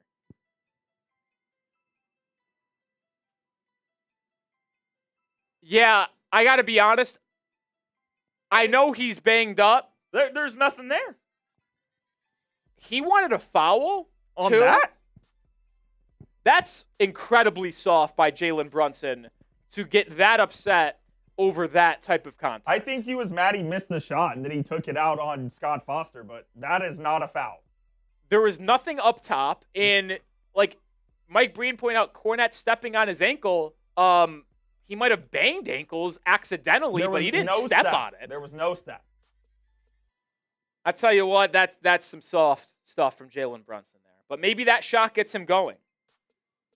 Yeah, you'd expect it to, certainly. I mean, again, the shooting in this game has not been great. The Spurs just north of 33% shooting, and then the Knicks not much better, but both of these teams still trying to find their way on the offensive end. I think it's very much clear that through the first 20 minutes of this game, Dylan Harper has been the best player on the court. I think that's absolutely a fact. And with Josh Hart having 3 fouls here for the Knicks, they're going to have to find a way to make up those minutes. I mean, you can risk putting Hart in there, but if he picks up his 4th foul, he's in trouble for basically the rest of the game.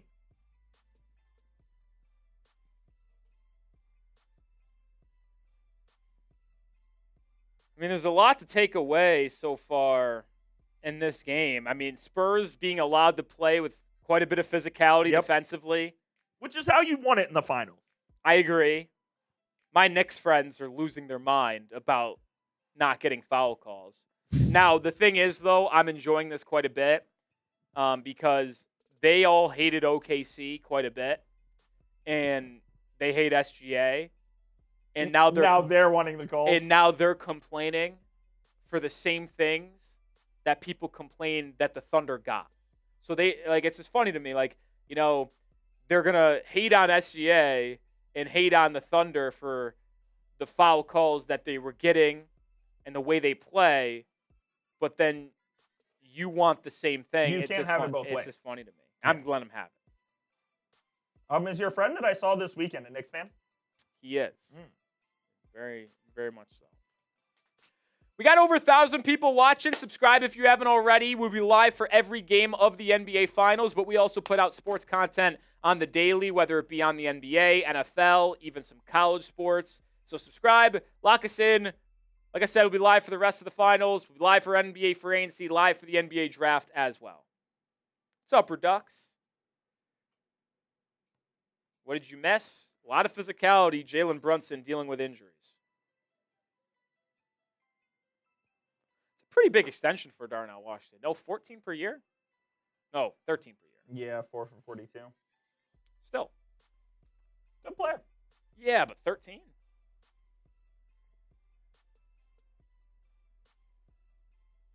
Jalen Brunson moving well out there, at least so far, since returning from the locker room. Brunson driving up and under move on Carter Bryant, just a bit too strong, but follows it up and gets the putback. How about that? How do you let the smallest guy in the court get an offensive rebound putback? Can you get me a free throw attempt, Jalen? He'll come in the second half. Offensive foul on De'Aaron Fox, pushing off Landry Shamet. Turnover there. Brunson takes the contact from Carter Bryant, gets the step through, misses the floater, but gets his own rebound. That's just great awareness there by number 11.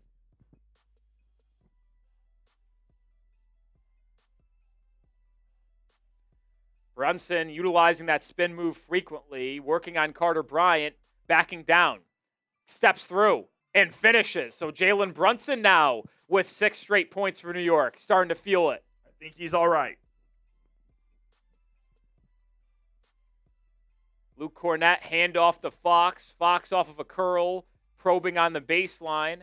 Now backing down on Shamet. The late foot turnaround jumper, no good. And De'Aaron Fox continues to be awful. Knicks, strong second quarter thus far. Jordan Clarkson hits the deck. Is that not a travel? Brunson now attacking, gets to his left hand and hits the floater. The Knicks retake the lead. By the way, that should have been a travel. Jordan Clarkson drives and falls to the ground. That's a travel.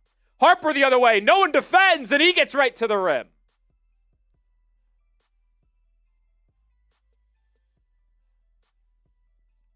How do you allow the defense, or how do you not get set defensively after a made basket? Mikal Bridges, little free throw line pull-up. Nothing but net. It's a fun matchup between Devin Vassell and Mikal Bridges, man. Fox driving, kicking. Carter Bryant 3. Yeah. It's not his game. I think the Knicks will live with that. Knicks have strongly outperformed San Antonio so far. And now Jalen Brunson fouled by Carter Bryant. A little ticky-tack foul, but called nonetheless. Yeah, in this stretch, the Knicks have certainly taken over everything.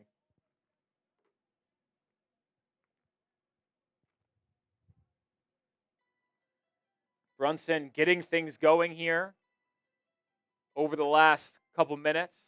Are these on a delay, Coop? A little bit. I have them, like, they just refreshed. Because I think he's gotten, 9 now. Maybe it's taking longer to delay them. Wembanyama back in, and Mikal Bridges just tried to throw a lob to Mitchell Robinson that, no joke, was about 10 feet too high. Maybe Brunson does have 7. No, he made the 3, and he just made 3 straight baskets. Yeah. He has 9 at least. Yeah, I don't know why. New York outscoring San Antonio 21-12 here in this second quarter. Stephon Castle kicking to Keldon Johnson. Open corner 3. Bottoms it. 6th man of the year into the action. Hear that? Longest tenured Spur. 2017 draft. No, excuse me, 2019 draft. How about that? Brunson with a sidestep 3. Can't answer. Wembanyama with the rebound. He'll find Harper. Harper's been the best player in this game for San Antonio. Wemby with a trailing 3. Way short.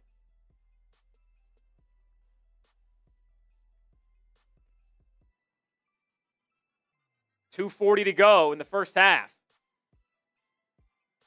Brunson driving, bumping, kicking. Shamet with a sidestep 3. Looks good, and it is good. Shamet with his second 3. Back in front goes the Knicks. Wembanyama fouled by Mitchell Robinson on the pump fake, so he'll get a couple more free throws.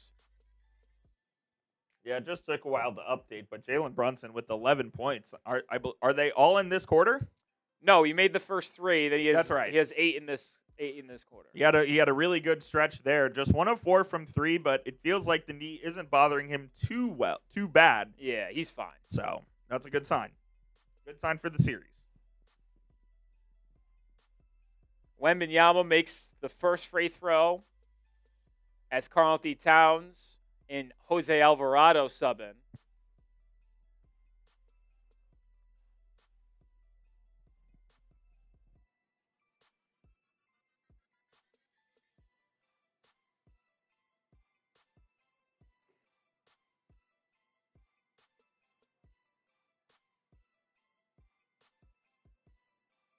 Man, Brunson's got to get some free throws.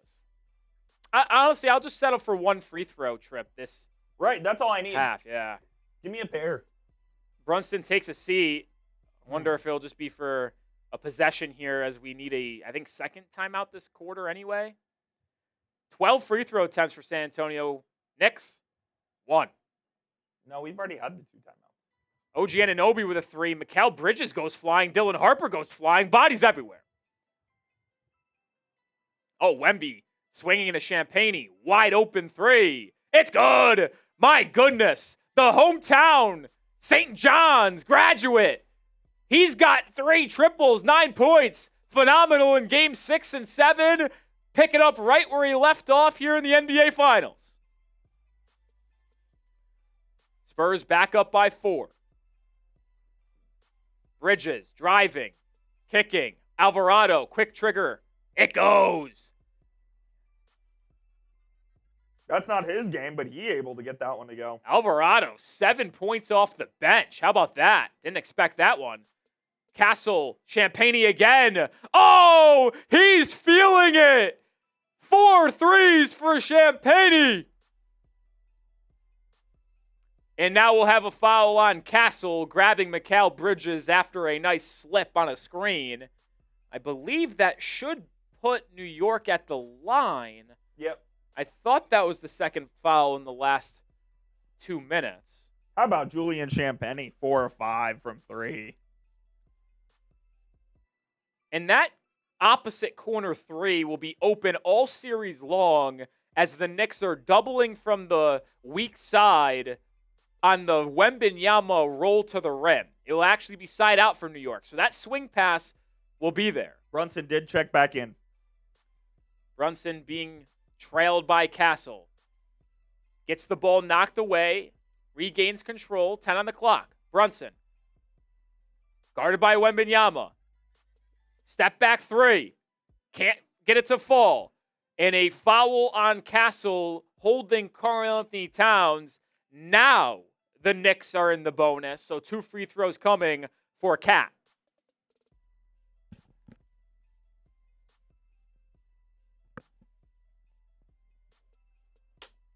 Just 1 free throw attempt, the one from Mitchell Robinson for the Knicks before this pair from Cat. They have not been able to get to the line. And San Antonio is playing with a decent amount of physicality as well. Cat makes the first.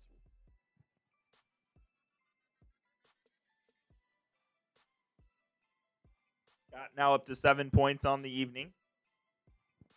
I think Cat's been good tonight. Yeah, I do too. He's being aggressive, not afraid to take on Wembanyama, rebounding the ball pretty well on the offensive end too.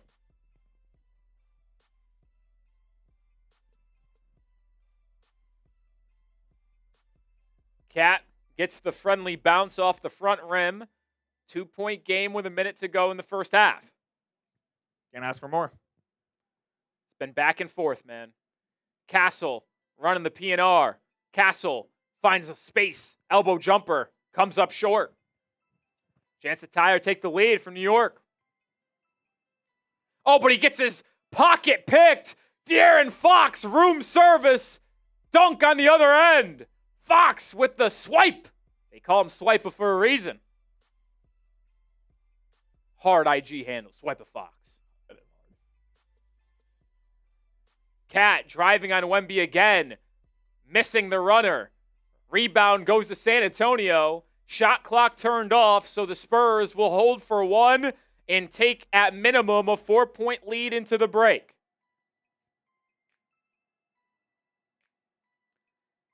Fox isolating, gets a screen from Vassell, splits Brunson, kicks to the corner, Champagne again. Oh, it goes again!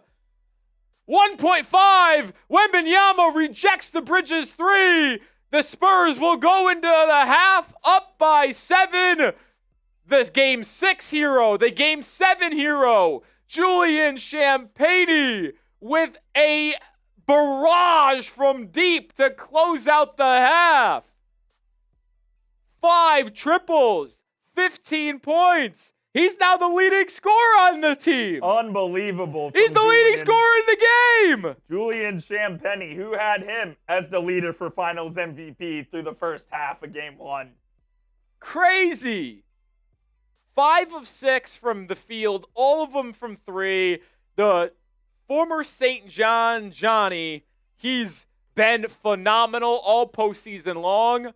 I mean, listen, like as good as Castle, Fox, Wemby, Harper has been, the Spurs are not in this scenario without Champagne's threes. 5 of 6. He did it all. He did it all Western Conference playoff long, and he's just continuing it here on the biggest moments. He can't miss. I mean, it's one of the. I mean, he's been the best role player so far in this half, certainly, and he's a big reason why the Spurs are up 7 here.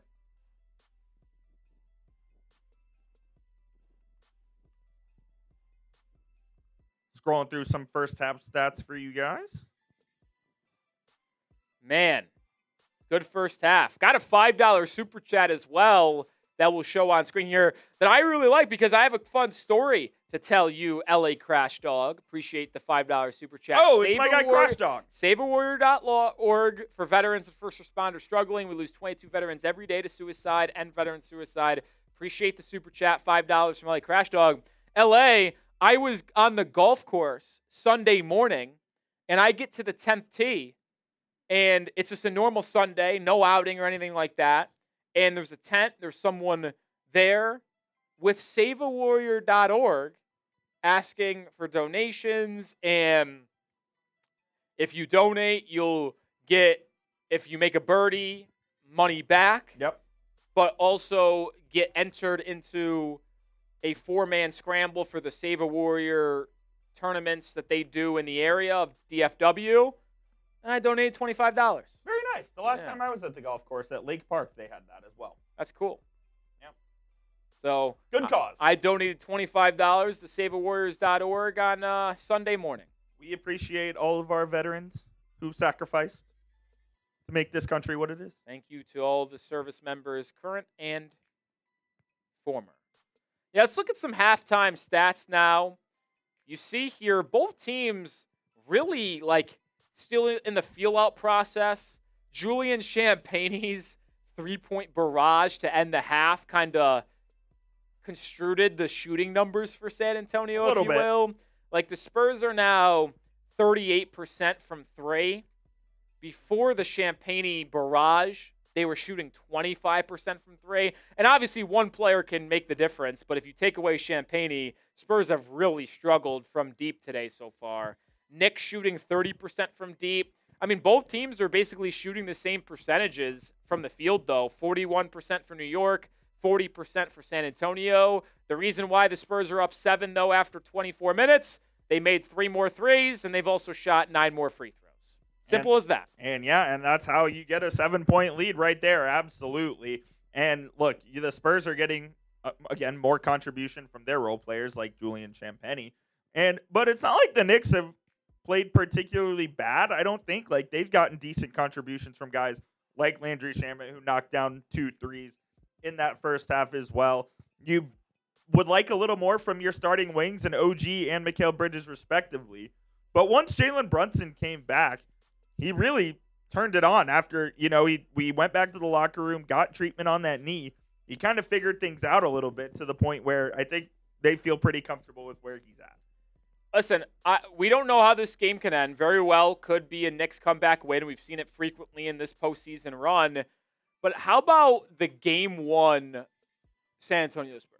Unreal. I know they lost to the Timberwolves in round 2 in Game 1, but on the road against the Thunder in Game 1, I tweeted this out in the moment that Mitch Johnson coaching circles around Mark Dagenhalt.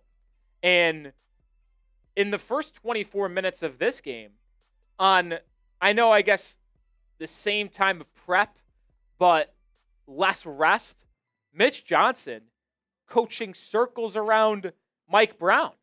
Mitch Johnson, is he going to have a Joe Mazzulla level coaching rise to where Mazzulla wins a title first year as head coach and with Boston, and people are like, this guy's the next big thing, top 3, top 5 coach in the league, which he certainly is. I think he's probably the best coach right now. I mean, Mitch Johnson might be on that trajectory, though. The way that he is really out-schemed and game planned, at least early on in Game 1, in each of the 2 series against the Thunder and Knicks. Look, Mitch Johnson has been A highly thought of coach for a long time in this league, and obviously learning under Greg Popovich, he was able to just learn from the very, very best. And when Popovich ended up having to retire, they felt very comfortable with Mitch Johnson taking over that job, and for good reason, because here the Spurs are. I think he has the perfect mix of youthful energy and a little bit of the old school style as well, where he's able to kind of get after the players. But they all really respect him. And the most important thing in the NBA now is, when it comes to coaching, is, does your superstar respect you? Victor Wembanyama absolutely respects Mitch Johnson, and it's worked out extremely, extremely well so far. Yeah, man, it's been fun. Appreciate all the veterans that are in the chat tonight. Seems like a lot of people that have been in service, which is lovely. Very cool. Very cool. Do you think the Spurs end up holding on? Appreciate that, Ezra. It's too early to say, I'm but going to make a new live poll. I lean yes. I predicted the Spurs to win game 1. And I thought it would be a pretty close game here as it's a 7-point Spurs lead at the half. I do think they'll hold on to this lead and win game 1. I do. I predicted that the Knicks won tonight before the game. I also made a Prize Picks prediction on them covering the 4.5 points. So maybe the Spurs win in a close one, and I end up being right on that prediction and cashing out. I did think, though, the Knicks were going to be able to win this one. But counterpoint to my belief of that, Coop, the Knicks, if there's been a weakness, it's been in game 1.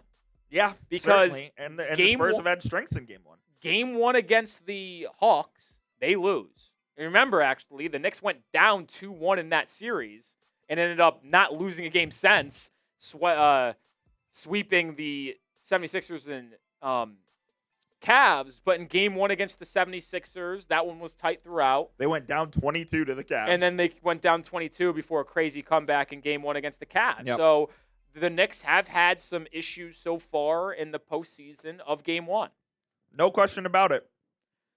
Yeah, while we're at half here, I'll remind the 1,000 people watching that we have a Father's Day sale right now. Chatsports.com/shop.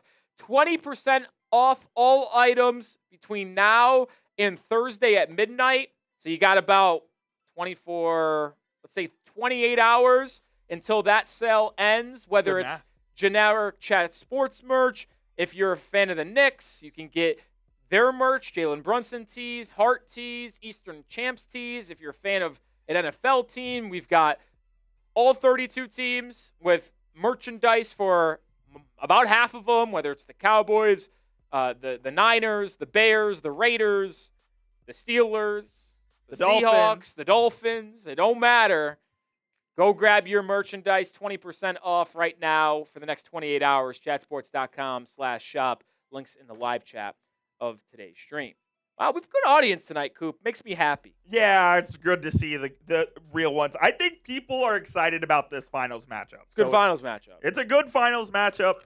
I'm telling you, I don't. This summer has like good vibes for some reason. What do you mean? There's been high vibes this summer. It kind of feels like a summer 2016 kind of vibe. You had a Drake drop in May. You have the finals logo on the court. I was curious, like, on what you meant. Did you mean NBA related, or No, did you just mean vibes in general. Just vibes. And in this general? this absolutely contributes to it. We're gonna have a great finals matchup. All right. And you got the World Cup coming up. I mean, it's unbelievable. Coop saying 10-year anniversary of 2016. We're getting the same type of vibes. I'll disagree with that. Ooh, I mean, listen, I would were you love, a Summer 16 guy? yeah, I love the summer. I mean, who didn't? But I mean, I just feel as if there's a lot going on in the world. That There is a lot going on in the world. 2016, we had a little bit more camaraderie as a country and, I guess, race of the human race. I don't know if that's the case no more. You know what? We're getting really deep in Don't here. want to but- get too. No, I mean, but listen, you're not wrong. you got a There's- lot going on. I mean, Yeah. you got this the disclosure stuff. Like, I mean, we're not going to talk about, it, but like, it's Yeah. crazy how much stuff is. Look, I certainly have a glass half full point of view when it comes to those kind of things. Like, I don't know, man. When it gets dark later, when it's hot outside, when Drake drops 3 albums, when we have a good finals matchup, when the trophy is on the court, are you kidding me? Fair. It just feels like there's good vibes this summer. That's all I'm saying. That's all I'm saying. Good question. Will we stream World Cup? The United States games, you will see me on screen. Yeah, I was gonna say you won't be seeing me. It will be me, and I believe Mr. Sam Brown Really? That's fun. for our United States games. First U.S. game, June 12th against Paraguay. Second game, June 19th against Australia. Third game, June 25th against Turkey. I could not know less about soccer. Like of the actual. You sport. can name 3 players from the national team. Yeah, 3. That's it. You can get 3 though. Yeah, Pulisic, Yep. Tyler Adams, Yep. and the goalie Matt. Last name? I just know these names. Matt Turner. Both. Oh, good job. Both of them are named Matt. The starting goalie is Matt Freese. Yeah, I know those 3. I don't know any others. I just don't I kind of do. I just don't understand like the strategy of it. And to me, if I can't understand the strategy of something, I'm not going to try to talk about it. A lot of people, because I cover the Dolphins and Heat here at Chat Sports, as well as do NBA main coverage. But like people ask me in those chats, like you should start a Florida Panthers hockey channel. And I'm like, I don't know one thing about the X and O's of hockey. And it's not like I'm some NBA or NFL guru and genius. But if I can't at least understand what the teams are doing and the decisions behind what they are choosing to do, then I'm not going to try to come up here, fake it, and talk about it. See, I'm a big hockey fan, so if we started a Florida Panthers channel, I'd be in. But I really would. I mean, we started Dallas Stars channel first, of course. Yeah. I actually do wonder if we were to start an NHL team channel, the first one. Conventional wisdom would tell you that it would be Toronto, but Would it? Yeah, but Canadian teams, I feel like just wouldn't work for what we do. My first team, and maybe this is crazy, not knowing much about the NHL, I would say it would be between Boston and Pittsburgh. Pittsburgh, small market. If I would actually lean either Detroit or Chicago. Okay. Chicago probably makes a lot of sense. You're telling me Pittsburgh, small market. Oh yeah, like one of the smallest actually. Yes, I know they were on TV a lot because they were winning a lot, but they are one of the smallest markets. Steelers. What about that? Legacy team. Different. Same market. Different though. It's the same market. Legacy team. Then you should just say that they're not an interesting team, because market is, I just feel incorrect. They are not an interesting team. I would say Pittsburgh is a bottom 10 market in the NHL. I think market in like fan base is a different thing. So you could say the bottom 10 fan base. Yeah, but Pittsburgh's a big city. That's a big market. Dude, I don't know. It is. It just is. I'm looking it up. Pittsburgh's a pretty big market, I would say. I can understand Detroit, my Red Wings. I joke about being I sharped it. I literally had this number in my head, and I sharped it. They are the 22nd biggest market in the NHL. What does that mean? Well, first of all, 22nd overall in franchise valuation. However, if you are looking at market size by television population, Pittsburgh is the 27th biggest market in the United States across all major sports. I don't believe that. I give Rolly facts, and he doesn't want to hear them. I don't believe it. Sorry, don't do it. Don't believe it. You never believe anything I say. You just can't convince me that a city as big as Pittsburgh is a bad market. We'll play the Pittsburgh population game. What do you think it is? Like 600,000?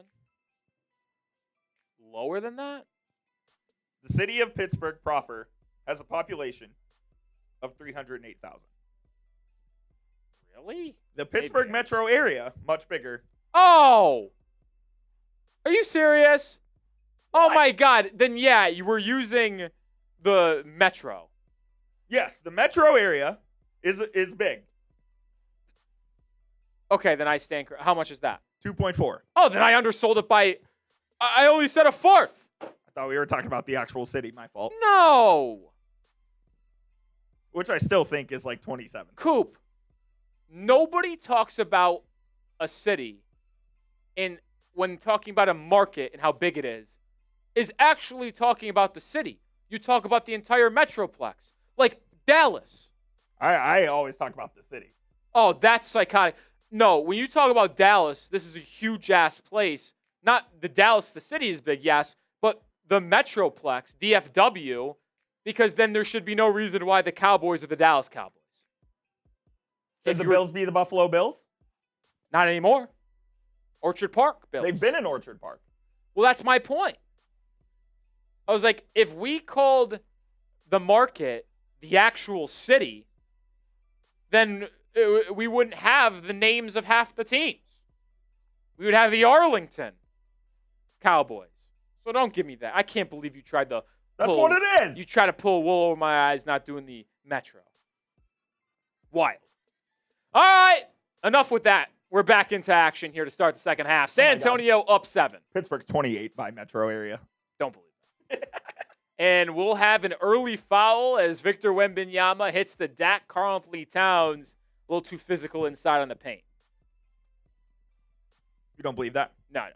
I mean, after what you just tried to pull on me, I don't believe anything you say. 28 at $2.4 million. Behind Sacramento and Portland. You're telling me it's lower than San Antonio? Yeah, San Antonio's at 24.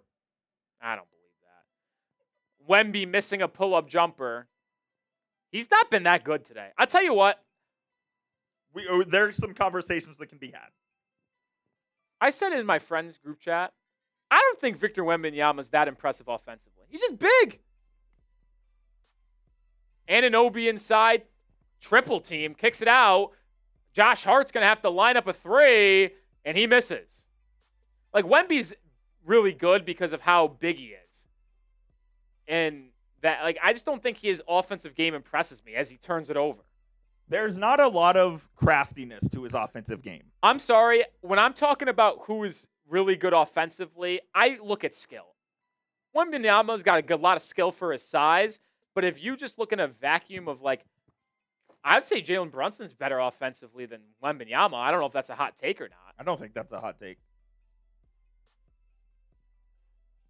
I would say Cat's better offensively. Wemby certainly has to develop some parts of his offensive game. The thing that annoys me to no end is there's zero post game with him. Well, because he's so big, but he's not strong. No, he has a high center of gravity, and he's not very strong, so he won't play with his back to the basket. But when he puts it on the floor, he has such a high center of gravity, it's able to be stolen. I mean, obviously, this guy's otherworldly impactful defensively, and he's really good on the offensive end because he is so big and could crash the glass as well as get the ball on the roll. But if you're talking about, like, creating and being a skilled offensive guy, not much there. Am I a Knicks fan? No, I am not. That's insulting almost to me. Speaking of back to the basket, Wemby gets it inside, draws a foul, and he'll go to the line. That's 2 fouls called on Cat early here in the second half. How do you feel being called a Knicks fan? Gross. I mean, he didn't call me one. He just asked. He asked.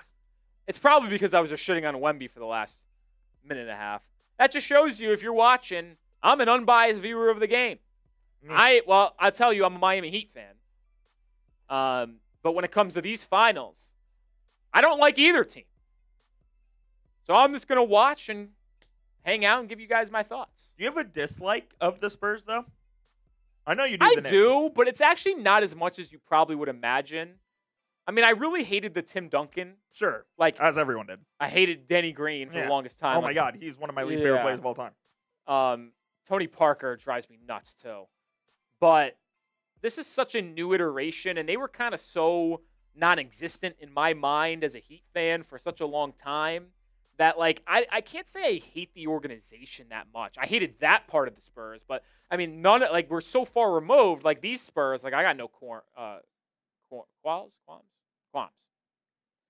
OG Anunoby with a pull-up free throw line jumper, left it short, knew it immediately.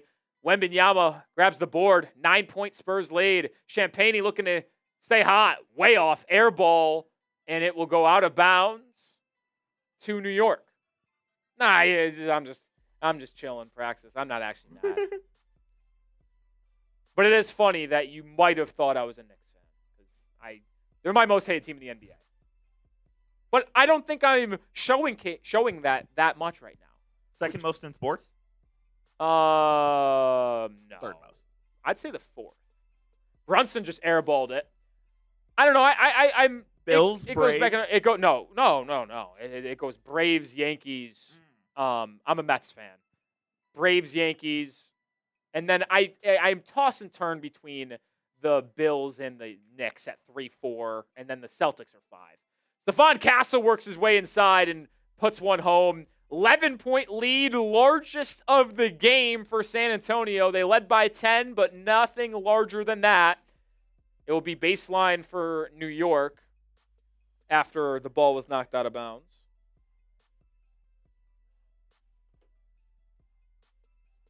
OG Anunoby has been really quiet after a hot start. Wembanyama with a foul inside. Josh Hart got dropped to the floor. How many fouls is that on Wemby, Coop? On Wemby, that is, according to our on-the-court stat, That's his first? Yeah. I thought he had a couple more. Oh, that one got wiped away. That's right. Oh, good play out of the little break. They get Karl-Anthony Towns on a little high-low action as he gets on the board. Cat's been pretty solid tonight, in my opinion. Yeah, he's had a good game. Held his own. Wembanyama with a pump fake, drive, spin on Cat.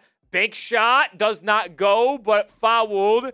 That is the third foul of the quarter on Karl-Anthony Towns. The New York big man had none at the half, so still not in crazy foul trouble. He picked up 3 in the first 3 minutes. But he's picked up 3 in the first 3 minutes of this half. So Yep. now you have Karl-Anthony Towns and Josh Hart with 3 fouls. Now, I will say that was a pretty damn good move by Wemby on the offensive end right there. Spun through a double as OG Anunoby kind of came out on the weak side to help.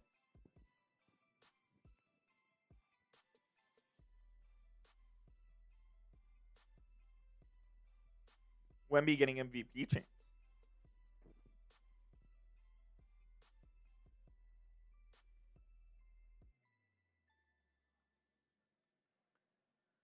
Two free throws for Victor. Back to an 11-point Spurs lead.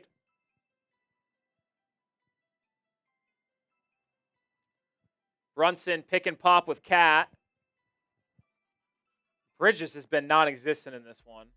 Bridges drives, finds OG Anunoby. Good pump fake. Oh, but just airballed the pull-up. That one was caused solely by Victor Wembanyama getting in the ray of his eyesight. Wemby just carried it. They didn't call it. Now kicks out to Castle. His three-point attempt, no good. Castle really has struggled with his shot tonight. Both teams struggling from the field. 1 of 7 for New York in the quarter, 1 of 4 for San Antonio, but they've gotten more looks at the free throw line. Bridges inside. Turns and fades, but can't knock down the shot. Wemby deterring that one again. Oh, nice little sham god spin inside for Fox. Left it short. Castle with an acrobatic putback. What a finish by Castle. And it's a 13-point Spurs lead. Brunson can't quiet the crowd. Short on the 3. Champagnie lobbing. Oh, miscommunication as both Castle and Wemby went to elevate for the lob. We've got a whistle. I'm not sure what it was.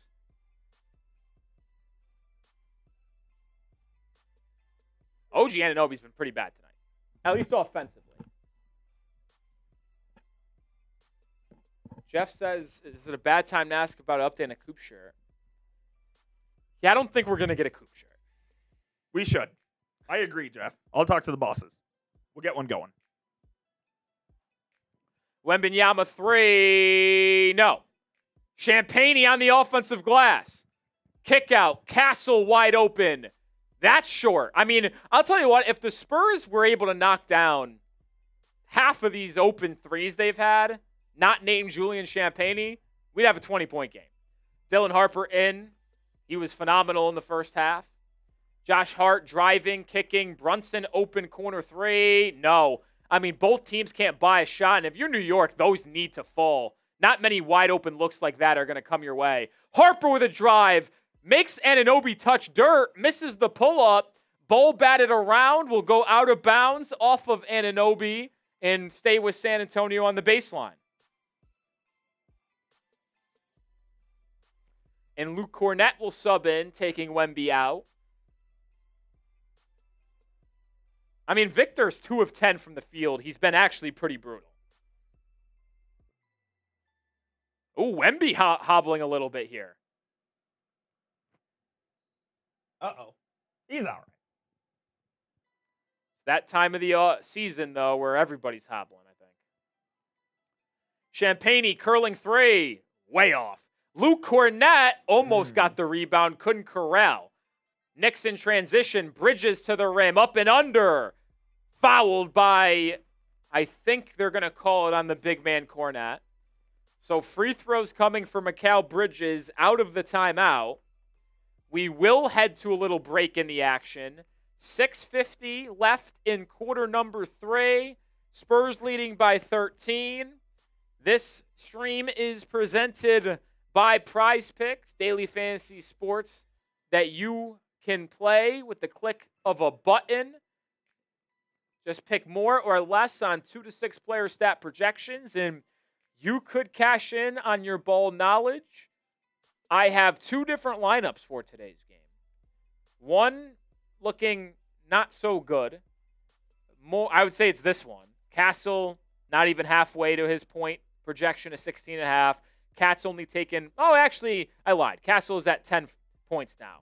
Cat's only taken 1 3. Brunson, no free throw attempts. And surprisingly, Cat, in a different lineup, I took more on his 3-pointers made, 1.5. So Cat's kind of selling me in today's game. I can't lie. But hey, Prize Picks are very fun. I play every day. Join me. Download the app. Use code HMA to get $50 in lineups when you play your first $5 lineup. That's code HMA to get $50 in lineups when you play your first $5 lineup. Appreciate Prize Picks for sponsoring today's stream. Oh, man. God, my head keeps on getting itchy. I don't know why. Got a little itch? Yeah. I had it, and I scratched it at the halftime break. I think that was the wrong decision because it's gotten worse. Give it a nice good lather tonight? I mean, I washed my hair, took it in my shower before I came here, so. Oh, Prize Picks hat. I'll tell you what, sweet Prize Picks hat. Not really sure if you can buy it anywhere. Maybe you can, maybe you can't. I got banged out of a hat. Coop, you don't wear hats. That's not true. I wore a hat on Sunday when you saw me. Literally on Sunday. If you can't tell, this is I'm getting Coop capped again. I was with Mr. Roloff and a couple of our other friends, and I was literally wearing a hat.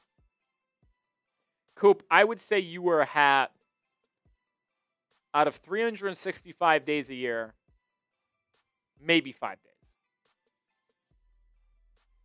I'd take the over. It's not by much. And based off Coop's it's not by much. immediate rebuttal, I am not too far off to my point. I'd take the over, not by much. I wear hats, you say 365 days a year. I'm going to say close to half. No way. When I'm off, I wear hats a lot. Yeah, but when you're not, you don't. Yeah, okay, I suppose. So work 5 days a week. 52. Let's say 52 times 2. I would say I would put you at about 100. 100. 100. Yeah, that's fair.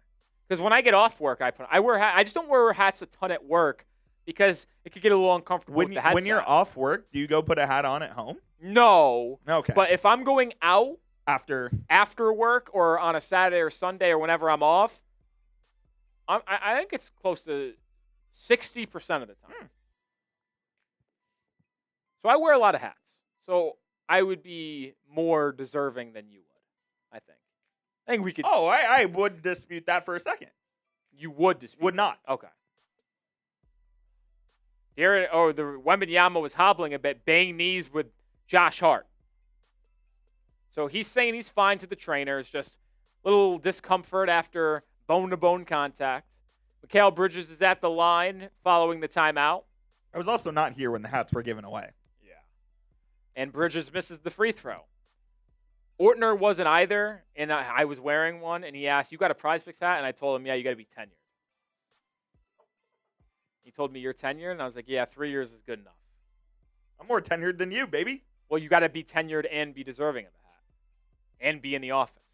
Damn. I checked all those boxes. Bridges splits the pair.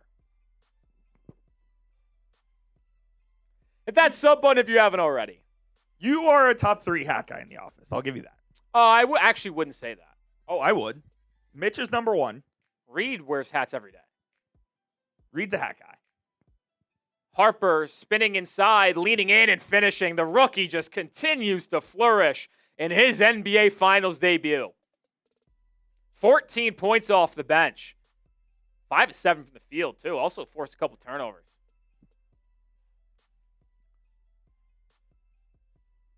Cat finds the curling Bridges, who, well, that's got to be offensive goaltending. Yeah, they counted it. Wait, is it defense or offensive? I thought Bridges hit it. They also call a foul? I'm confused on what just happened. Yeah, they called a foul on Harper here, and they counted the bucket. I don't think this should count. Watch Josh Hart's hand. He hits the ball while it's in the net.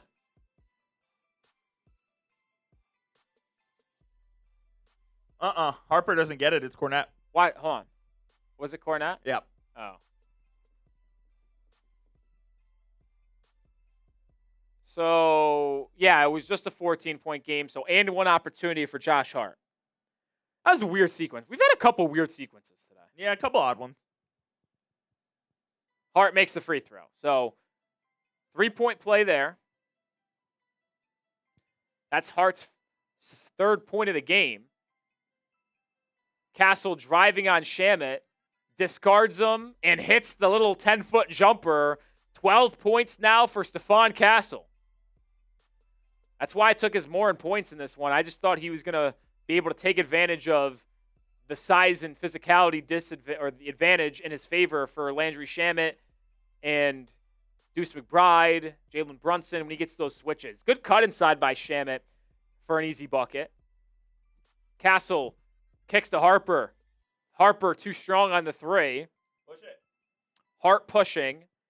Finds the trailing McBride. Now to Cat. Cat driving on Cornette.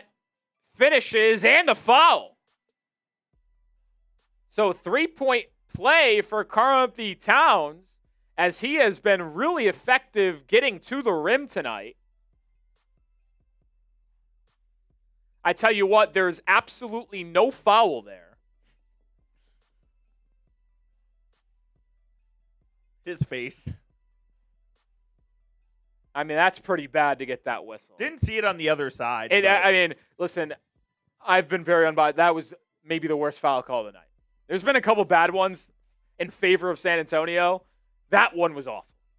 Cat with 12 and 8 going to the line for 3-point play in his 13th point. He has been pretty good in this game. I would say he's been one of the better. He's been the best player on New York. Yeah, I mean, Brunson had a nice sequence in the second quarter, but he's been pretty bad here in the third, and he was awful in the first quarter. Cat's been the most consistent offensive player for New York throughout. I mean, both teams, how about this, combined 0 for 10 from 3 in this quarter.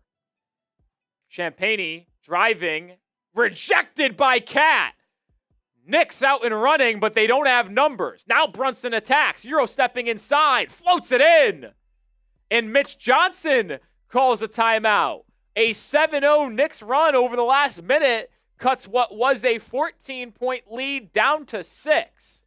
I guess a 13-point lead. I think that's a wrong stat from New York. It was a 14-point game. And now it's 6. And now it's 6. Yeah, it was 67-53, no? That's what I thought. I don't know. I'm lost.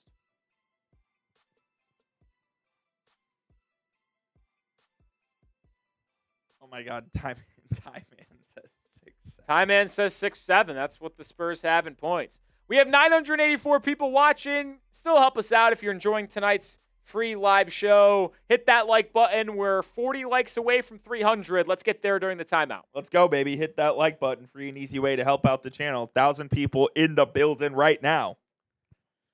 Got to hit that thumbs up icon. Let's get to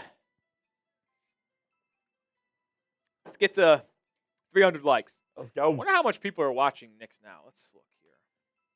If we're having such a good audience, I can only imagine. 7.4 concurrent. Good for him. That's awesome. go to the YouTube studio. I want to see what they've gotten so far in the stream. I'm going to guess 1.7K. In supers? Mhm. Oh, wow. I'm guessing they've gotten a total of 200,000 views already. And I'm guessing they have 2.2K in supers.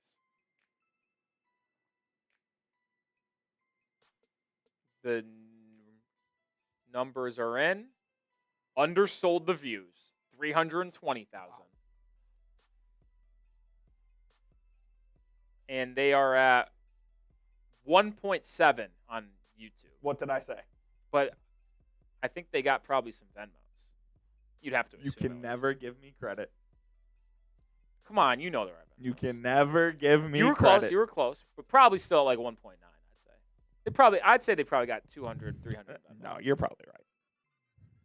They've got 3,500 likes. That's insane. Good for them.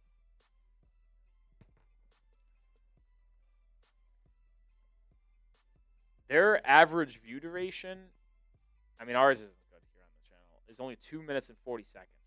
It's a lot of people in and out. Because That's there's a not lot of surprising. people there for a long time now. Yeah, absolutely.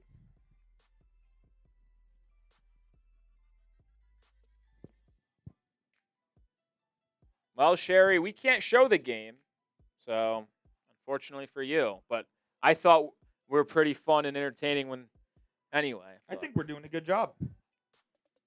I think so as well. Our updated live poll has 64% saying the Spurs, and that was after you put That it was at halftime. Yep. Knicks make it a 6-point game, though. It's anyone's game at this point, and that's the thing about the NBA is you can go on an 8-0 run in a minute, and all of a sudden the game looks different than it did a minute ago. I just turned in, and a Spurs fan, Arnold, sent a $100 super chat. Said, "Wipe your ass with 100 because your team is trash."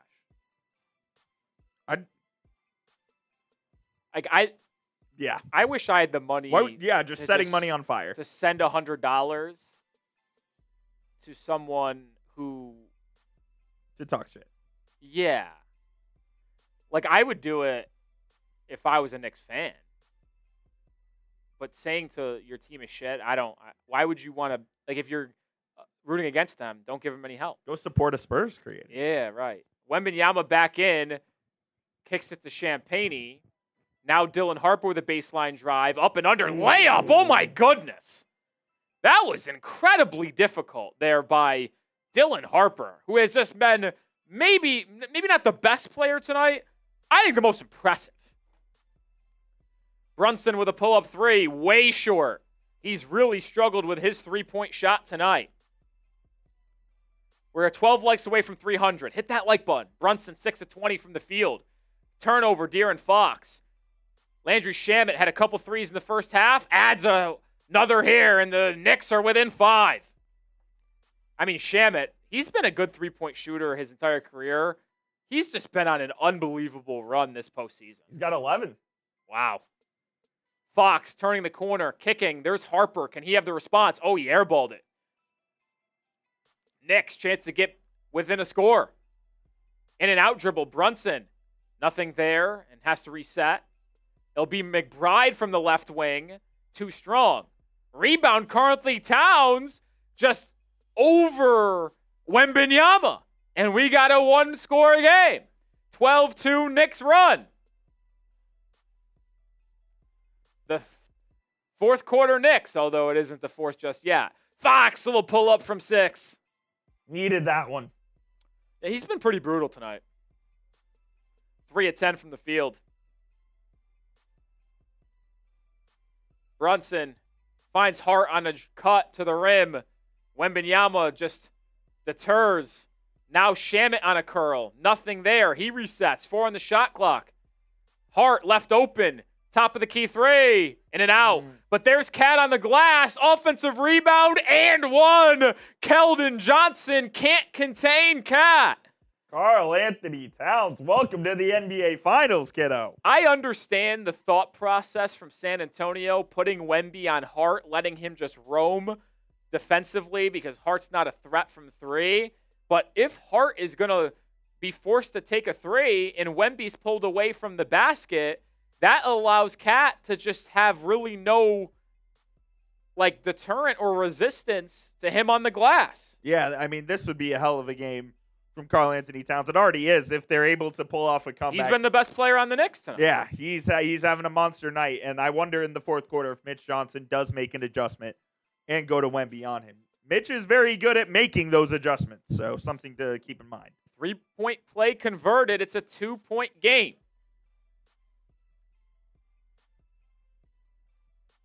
Fox pick and roll with Wemby.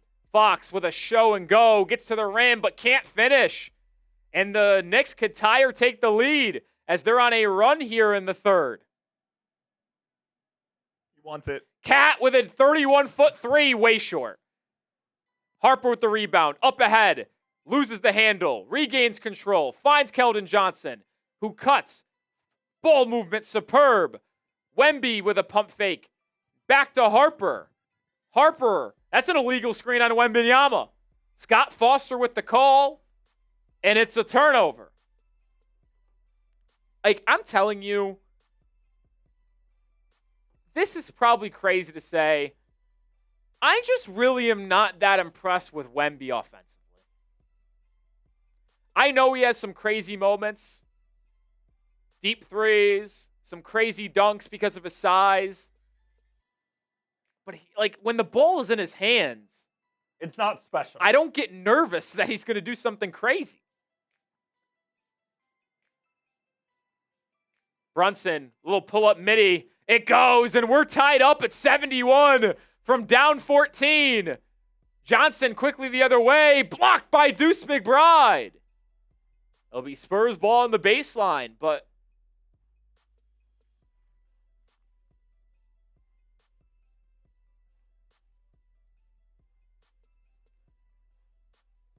Keelan says it's not crazy take, it's dumb.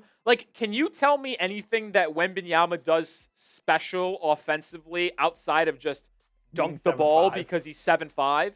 He doesn't have a skill that is better than everybody else's. Vassell finds his way to the basket on a curl for an easy two-handed slam.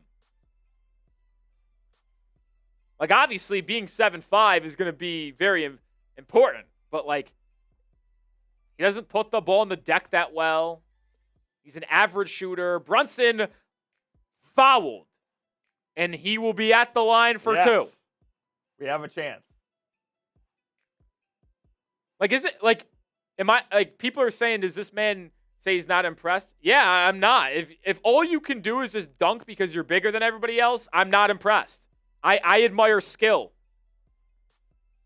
I don't think he's obviously above average offensively in terms of a skill level. I mean, he has to be.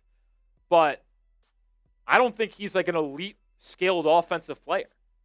They don't give he's an average shooter statistically. I mean, that's the fact. He doesn't really have a post game. Good dribbler for his size. He's good. Good skill offensively. It's just not elite. We're tied at 73. Knicks outscoring San Antonio by 7 this period. Both teams really struggling from 3. Knicks have been able to get to the line more in this quarter. Dylan Harper breaking down McBride to the corner for Wemby. His three-pointer off. And Josh Hart with the rebound. Knicks have a chance to take the lead. Down 14, chance to go in front. Brunson, this is the moment he usually feels it. Turnaround jumper over Fox, left it short. Brunson struggled tonight too, man. He's been pretty rough. Fox now attacking, spinning, losing the handle, but a foul, and he'll get 2 free throws. All we can ask for is a tie game going into the fourth, man. This is what we want. I'm telling you. The comments is, to my comment is funny. Host is an OKC fan, Cope. I'm a Heat fan. Been pretty open about that. You're an OKC sympathizer. I mean, I do like SGA, but I don't. Because I know people are gonna bring up his foul baiting, which I do think he foul baits way too much. But so does Brunson. Not as much as he used to. He does, but he's actually gotten a little more ethical. Fox misses the second free throw, so the lead for San Antonio is just 1. Strong rebound from Mitchell Robinson there, who's checked back in. Minute to go in the third. Brunson's played the entire quarter.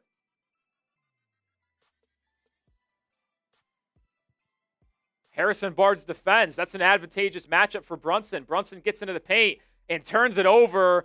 Barnes stayed with them. Wembanyama's help defense. That's where he's just like ungodly. Yeah, he's the best in the world. Like his ability to just rotate over, take one step, Coop in the paint, and then just like change everything is crazy. Vassell, probing, kicking, Wemby, driving, getting to the rim and finishing. That's crazy. What? That he's one dribble from the 3-point line, dunk with the left. Come on. I mean, Giannis can do that shit. Yeah, he's an all-time great. I mean, Mitchell Robinson just got beat off the dribble. Deuce McBride, corner 3. Oh my God, he banked it in. Did he go off the backboard? He absolutely did. It's a tie game. 5 seconds to go in the third. Wemby, pull up 3. No. And we're going to go into the final 12 minutes even at 76. Spam those 4s. It's fourth quarter time. Spam those 4s. We're going to give shout-outs to everybody in the chat. I mean, that's a fucking impressive offensive move, dude. He just came off a curl. That wasn't a bank, by the way. He 100% banked. He literally went like this. You got to check your eyes. You couldn't see it from that angle. If the guy shoots from the corner, looks to the bench after making it like this, it obviously banked then. We're going to go to sub-only mode. So if you want to get a shout-out, spam 4, you got to be subscribed.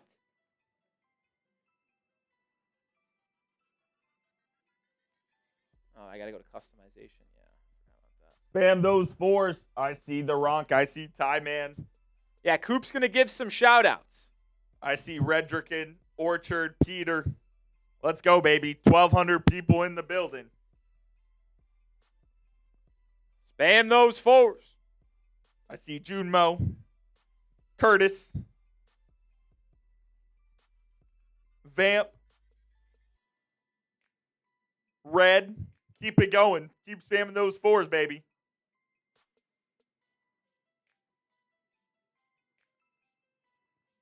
This ought to be an interesting 12 minutes of basketball. It's a brand new ball game. I mean, this is anyone's game. I mean, 3 quarters. Doesn't get a thing.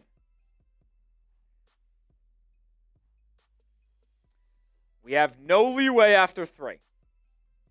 It's a 0-0 game. Shout out to Jose Cruz.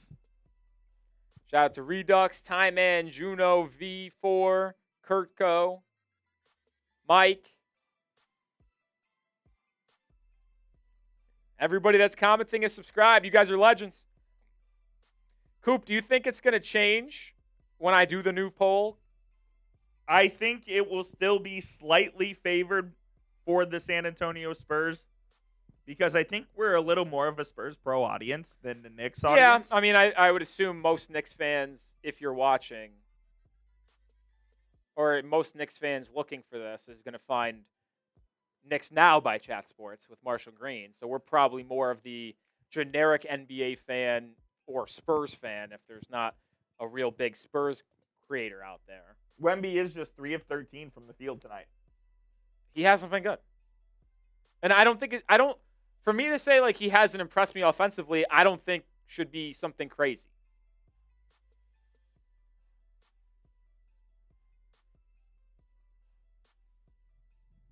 And Jalen Brunson's been pretty rough tonight too. Yeah, he's been rather ordinary. Now, he had that one burst where he had like 6 or 8 straight points.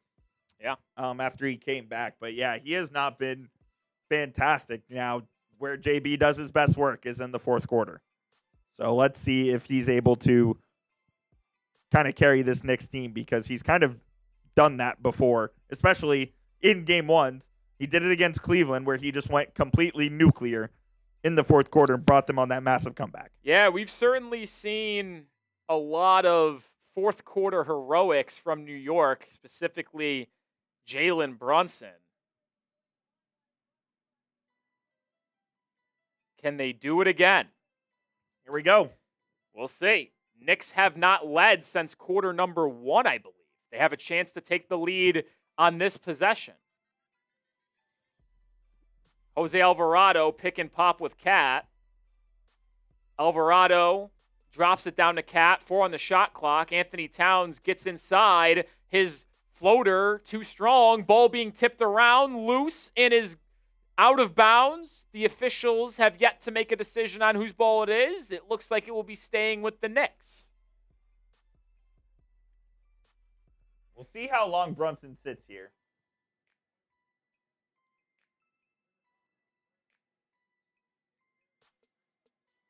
Shamet gets inside off the curl, and the Knicks have a lead. First lead since 43-42, midway/late second quarter. And that's where these Knicks, man, they've really excelled in the second half all postseason long, specifically these 12 minutes right now. See how San Antonio responds. Fox comes up short on the floater. Wembanyama on the glass, fouled. It will be 2 free throws for Victor. He's got to finish that. And that's 4 fouls now on Cat. I believe they called it on Cat. Just saw this stat on Twitter. This is the first finals game that has been tied heading into the fourth since 2021.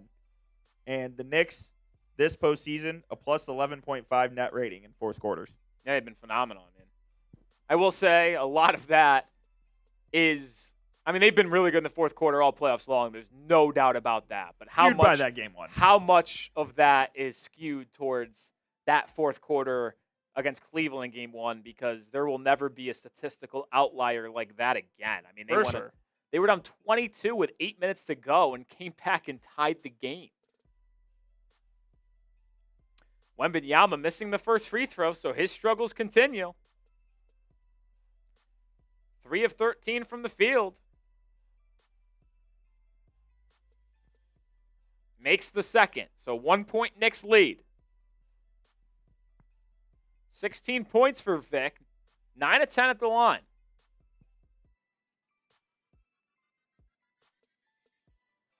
OG Anunoby, he's been quiet after a pretty good first quarter. Only 5 points. He had 5 points in the first 2 minutes of the game. 3 on the shot clock. Alvarado's got to put up a deep 3 over Castle. No. And Fox is called for a foul as he was caught pushing Anunoby in the back. And the Knicks have gotten way more active on the offensive glass here in the second half. As they should. And we kind of mentioned that as one of our keys to the game. 3rd foul on De'Aaron Fox. Cat at the right wing. Now to Anunoby. 5 on the shot clock. Anunoby driving on Castle. Getting to the rim and finishing. What a move for OG Anunoby. 7 points now. Harrison Barnes open in the corner. Driving inside, drop-off pass to Wemby, spinning fadeaway on the baseline, basically airballed it.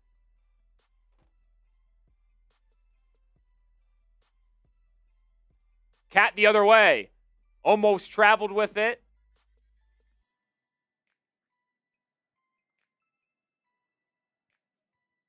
Anunoby driving left. Tries to draw a foul, no call. Wemby with the rebound. 5-on-4 for the Spurs if they push. Vassell getting to the rim and laying it. Oh, he missed it. Wemby on the offensive glass puts it in. I mean, 7-5 just going over the 6'2 Deuce McBride. If that. I think Deuce might be smaller than 6'2.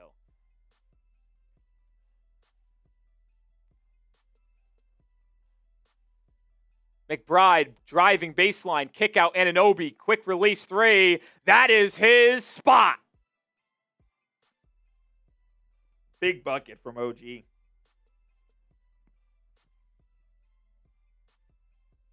Four-point lead. Castle spinning inside, finishing. He's got a soft touch around the rim, doesn't he? He's now at 14 on the night. McBride on the wing to the corner for Anunoby. Anunoby, pump fake. Now launches over Wemby. And hits again! OG Anunoby with 8 points in the quarter. Gives the Knicks a 5-point lead. Almost just stole that pass from Castle. Now Castle launches a 3. And answers! Castle with 5 straight. He's got 17 on the night. And a big response from the second-year guard. Here we go, folks.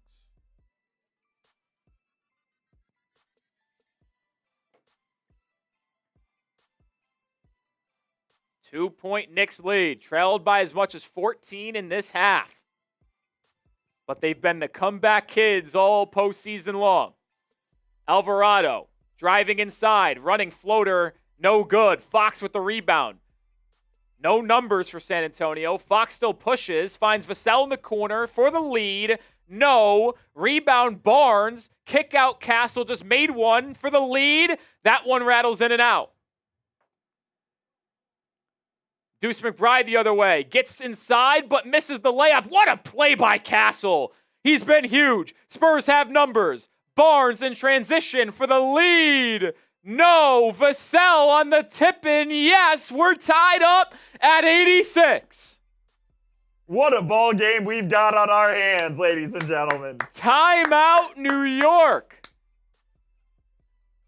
Bodies flying, everything on the line, exactly what you expect in Game 1 of the NBA Finals. First time out of the fourth quarter, which means we're going to tell you about Prize Picks. Producer Coop's got you covered. Say, it better be me. Make sure you go use code HMA to get $50 in lineups after you play. That first $5 lineup. Prize Picks available in all 50 states. You can play daily fantasy. You can do team picks where you can pick game winners, spreads, and totals on top of the daily fantasy you already know and love. And now you're able to combine some team picks with some player picks as well.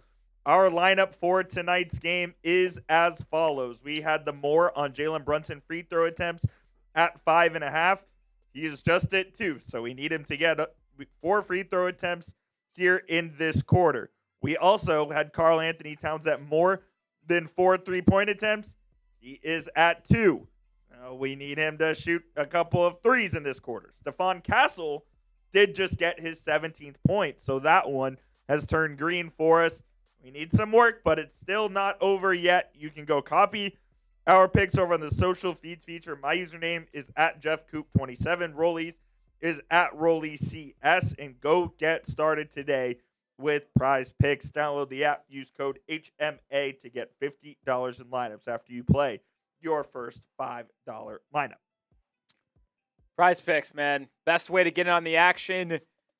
We got one lineup with one down. I need 4 Jalen Brunson free throw attempts, which I think is still very, very possible, and 2 more Cat threes.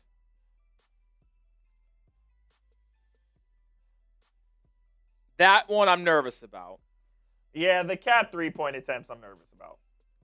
My other lineup had less on Wemby, 26.5 points. He has 18. Less on Mikal Bridges, 3-pointers made. He has 0. Brunson's max discount, and then Cat 2 threes. I could legit, You're all right on that I one. could cash in both my Prize Picks lineups in big way if Cat takes 2 more threes and makes both. I like that.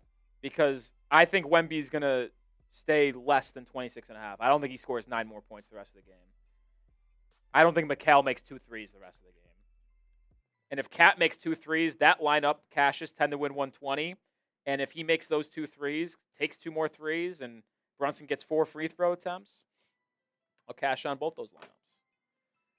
It doesn't look good now, but as we know, things can change in a hurry. And who knows? If we go to overtime, then I'll really trust in Brunson free throws and Cat throws. Are there certain projections in basketball where You can only get regulation minutes? Because there are in hockey where the overtime stats don't count necessarily. No, that's not a thing in basketball. Okay. I'm guessing that's like a sport thing for hockey because it's a different. I know, like, time on ice. Well, I'm guessing that's because it's 3-on-3. And it's Well, not, in the playoffs, it's not. It's regular. well, I don't know. It's something sport related. Yeah. Because that's not a thing in the NFL or NBA. Like if it goes to overtime, that just helps you or hurts you if you had less.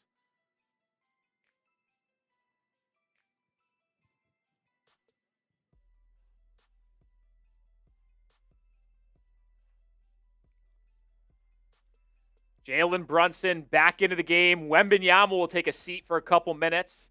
Mitch Johnson trying to steal some rest for Vic. Brunson driving and flipping it in. That's a big shot for Brunson to give the Knicks the lead. Knicks need to take advantage of non-Wemby minutes here in the fourth.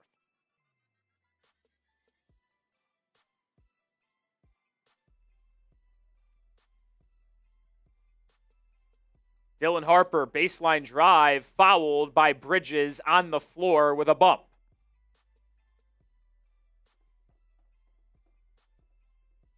My two X factors in this series for both teams, De'Aaron Fox for the Spurs, Mikal Bridges for the Knicks, both haven't done anything, which is why they're X factors, because if one of those two were doing exceptionally well, I think that respective team would probably be winning by a pretty decent margin. Yeah, both of those guys have been quiet. Let's see if they can pick it up here in the fourth. 7 minutes to go. Castle gets a screen, turns the corner, bumps into Josh Hart, throws up a wild shot. No good. Knicks have numbers. Brunson attacking inside is fouled by Champagnie. That's big time. Oh, yeah. 2 free throws for Brunson. I didn't even think about that.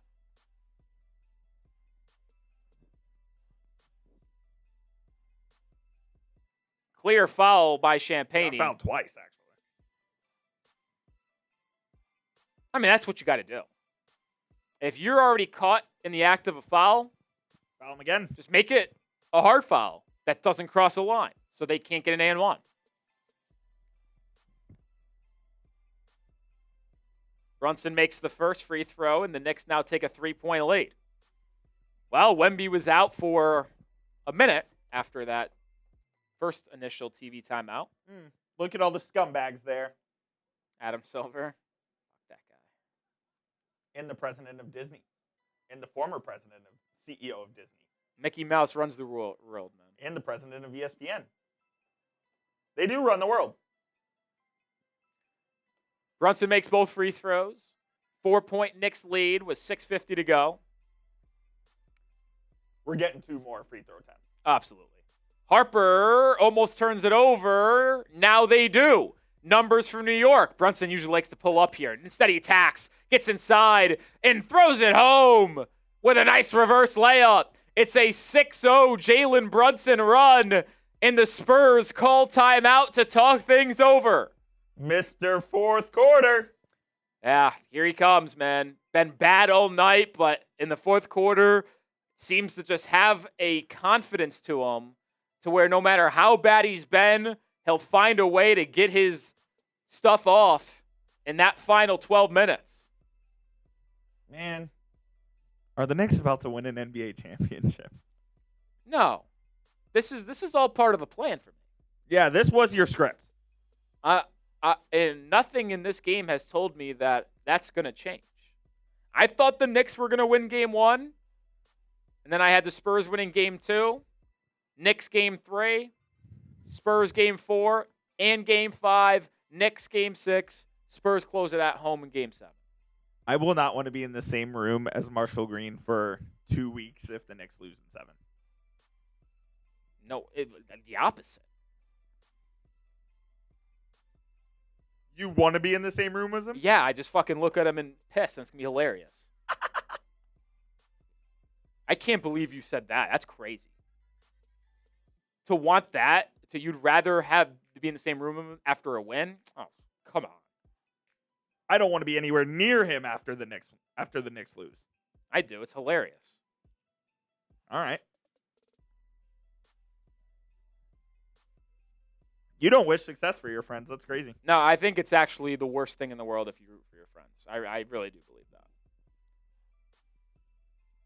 What's the point of being a sports fan if you're just going to root for your friends' teams when your team's eliminated? There's nothing fun about that, actually. I like seeing some friends miserable. I like seeing some friends happy. I want to see every friend that I have as miserable as possible when it comes to sports. But you wish them success in life. Just not sports. I think it's crazy to root for your friends' sports teams. I really do. And if you do, then like maybe you guys just have a different relationship.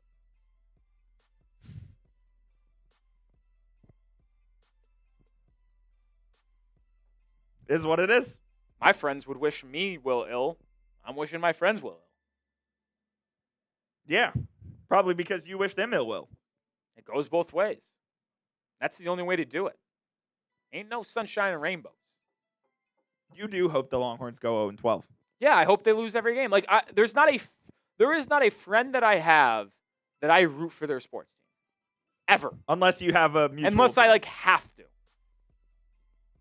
Like if this was Knicks Thunder, I would be rooting for the Thunder. I have some friends and coworkers that are Thunder fans, but they're the lesser of two evils. But in a vacuum, I don't know a Spurs fan. I'm rooting for the Spurs.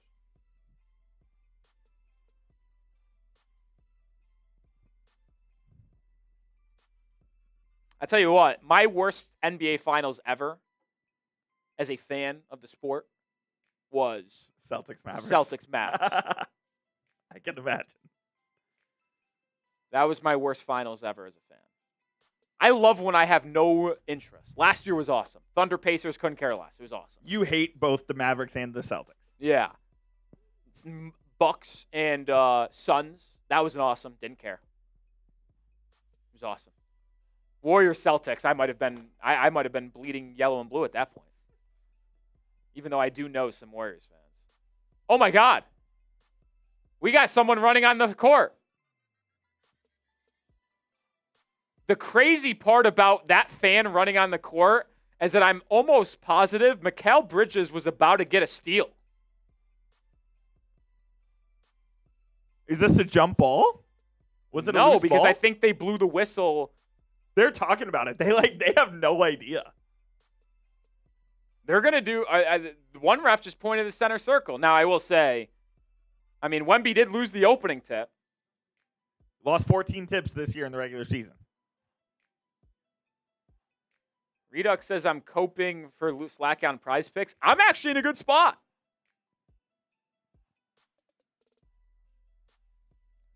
Like, I literally just need one more free throw trip for Brunson and two more cat threes. This guy ran on the court, oh my God. and he's doing a selfie video next to Wembanyama. Wemby's smiling and laughing. What if he was live? Maybe what? Yeah, they're going to tip this. And it's going to be a jump ball center circle.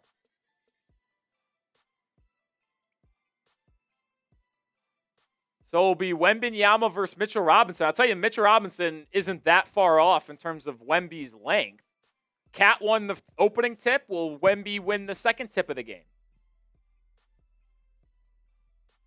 He will. So no harm, no foul there for San Antonio. De'Aaron Fox running the pick and roll, kicking, good ball movement. Champagny, left wing three, air ball. Had a barrage of threes to end the first half. Hasn't had a bucket here in the second half. Brunson, turtling inside, running bank shot, goes. That's 8 straight points for Jalen Brunson, and that's the lead. And now Josh Hart called for a foul. He's ridiculous now. Yeah. I mean, Brunson just gets in those moments, man. Good Gortat screen by Mitchell Robinson, not allowing Wembanyama to get over to block that shot or even to contest it, really.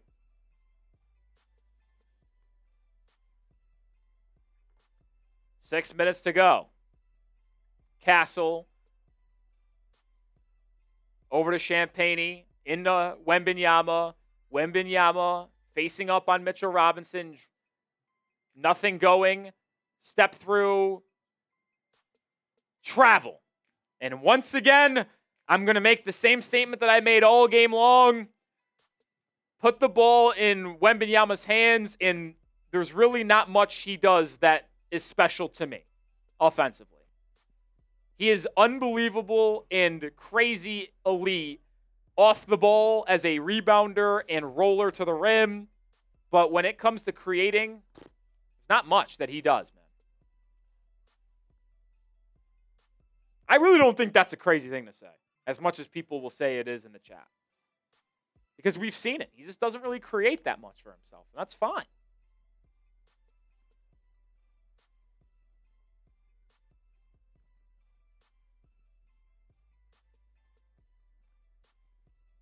Oh, why is Wemby going out there? Should not have done that.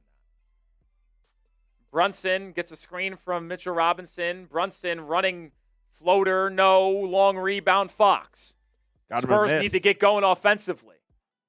Fox, pickpocketed by Josh Hart. What a play defensively.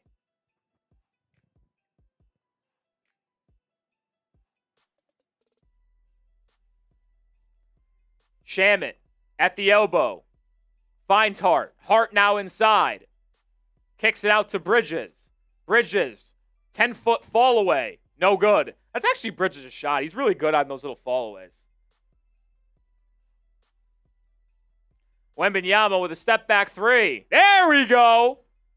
That's a big three for Wemby as he brings San Antonio within 5. Mike Brown with a timeout. 4:48 remaining. Finally gets a jumper to fall. Now 5 of 16 from the field, 2 of 7 from 3. What if he just goes nuclear in these final 5 minutes and you're just going to have to eat your words? I hope he does. I want the Spurs to win. Win-win. Win-win. Win-win. I don't care. You don't want to see Nick play on the court.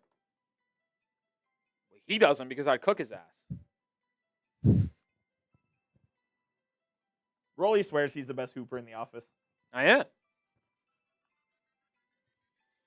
Patrick Seatman, good ball player. He's like that. He's like that guy that you don't want to see in like the game of 21 or in one-on-ones because he's like tall. He's a bucket getter. And he's hard to defend. In that 5-on-5 setting, I'm a horsey on the glass. I'm a dimer. I'm strapped from 3. I'm really Kevin Love. I used to fight that comp. Kevin Love? I feel like you handle the ball a bit more. I do. I'm a blend of Kevin Love and I don't know, whatever point guard you want to choose. I'll give you a comp. You won't like it. My guy. You're gonna say Luka? Someone said at LA Fitness one day I play like Peja Stojakovic, which was a wild one. I don't know if you have that Luka bag though on offense. No, I'm not like a crazy step back 3 type of guy like he is. You have a D-cell move like he does? No, I'm a guy with good footwork inside though. A little up and under move. That's my move actually. Like off the dribble too, like drive, pump fake. Little Stephon Castle off 2 feet. I mean that's kind of I run that play a lot. Brunson with a tough pull-up midi, way off. So he might maybe come down to earth a little bit here as the Spurs look to draw closer. Led for most of this game, just trailed by 8. Wemby just hit the side of the backboard on a shot attempt, got his own miss, and the Spurs reset. Champagny with a kick. Wemby in the corner just made a 3, hit the top of the backboard. And a foul called. Champagny was able to get the rebound and fouled as the clock was about to expire. Brother just hit the side of the backboard twice. Yes, he did, as a matter of fact. This is gonna be your new slant. Maybe, like, I've watched him play a decent amount, and yeah, maybe tonight is as bad as it's ever been. But like, I go back to the game against the Thunder in Game 7. Like, he had a couple. Not very good. He had a couple crazy dunks, but anytime they asked him to do something from the perimeter, it wasn't anything crazy. And like, it's hard to at his size though. Like, I understand that. Like you mentioned, high center of gravity, tough to put the ball on the deck.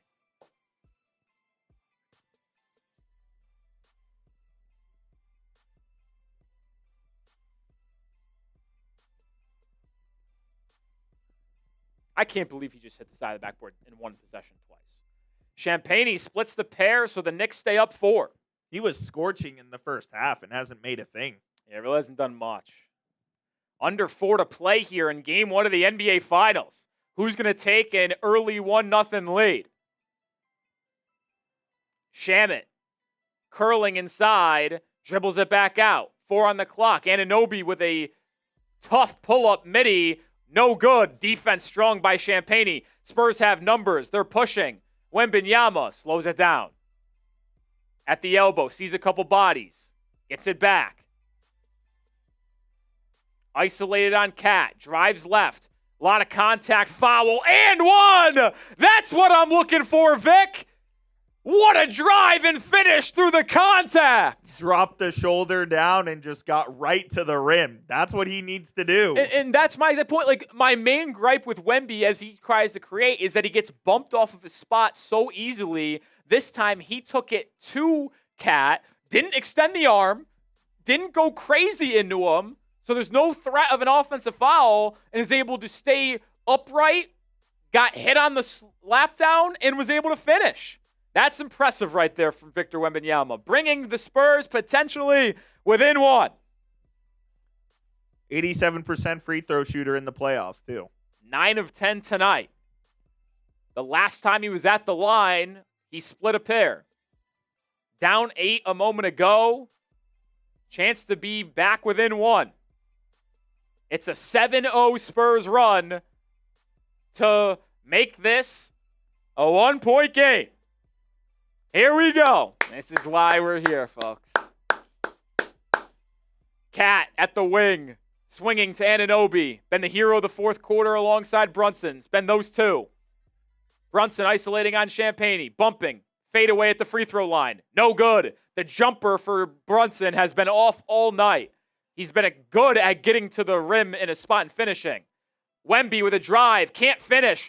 Weak side rebound by Josh Hart. Knicks in transition, Shamet 3. No. Hart with the rebound. Saves it to Shamet. What a play. Tell you what, if the Knicks can capitalize here, that will be shown on highlights across the entire country. But Brunson can't make the floater. You can't buy a bucket. I mean, Brunson's been gets hot in spurts, and then outside of a 3-minute spurt, he's just been awful. Awful 3-minute spurt. Awful 3-minute spurt. Vassell, right wing 3 for the lead. Gets his own rebound off of miss. They lob it into Wemby, who's fouled. Spurs are in the bonus. So Wembanyama will get a pair of free throws with 2:16 remaining to potentially put San Antonio back in front.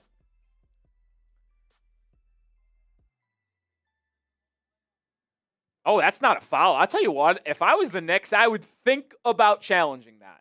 All right. Shamet's hand does get on Wemby's back. Do I think the contact was as much as Wemby kind of made it seem like? No, but it certainly probably wouldn't have been overturned with a challenge. You guys got? Let us know. Who do you think is going to win this one? Pin poll as well. 52% going with San Antonio. Wemby ties the game up. We're in sub-only mode, so if you want to get your thoughts in the comment section and get a shout-out, you got to be subscribed. Join us here live on the channel for every finals game. Control San Antonio. Time man San Antonio. Lead San Antonio. Olympia says now. Appreciate you being a subscriber, though. Spurs back in front by 1. What a game. 9-0 run over the last 4 minutes. I don't have a rooting interest here, but boy, oh boy, I feel the jitters. Knicks haven't scored in 4 minutes. Man, those droughts in the postseason, they are just so brutal. OG Anunoby's been so clutch all postseason long, missing that one. Bull kept alive, and the Knicks get a second opportunity. Brunson open 3. It's good! Brunson got the tip out, and he hits the corner 3.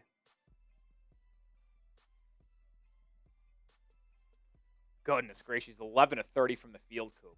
That's awful.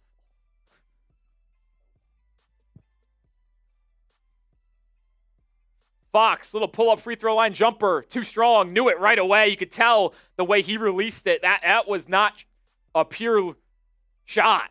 90 seconds to go. Big possession for the Knicks. Can they take a 2-score lead? Champagne is guarding Brunson. They clear out that entire right side. Castle shades over. Bridges cuts to the elbow. Bridges fouled by Fox. De'Aaron Fox, I tell you what, Spurs fans will not be happy with him if they lose game 1. There's already been talk about them trading Fox this offseason, and man, if they end up losing this series because of him. He's been awful tonight. Misses a good look from 8 feet and then fouls Mikal Bridges. Chance to take a 2-possession lead for New York, making this next offensive possession for San Antonio crucial. Bridges makes the first free throw. Continue to hit that subscribe button if you haven't already. 1,500 people in the building right now. Subscribe, subscribe, subscribe. Bridges with 8 points tonight. That hitch is gross. That's ugly. Make it 9 points. 4-point lead. Spurs need a bucket. It's a 5-0 Knicks run to take a 4-point lead after the Spurs took a lead with a 9-0 run. Oh my God, Wembanyama just dribbled off his own foot. Knicks have a chance to put this one away. Wemby just dribbled off his own foot. My point stands. A bucket here puts this game away. Brunson dancing with Vassell. Up and under. Contact. Finishes! Oh, how did he finish that? 6-point lead. Spurs in danger time. Wemby trailing 3. No, the Knicks are going to win game 1. That's it.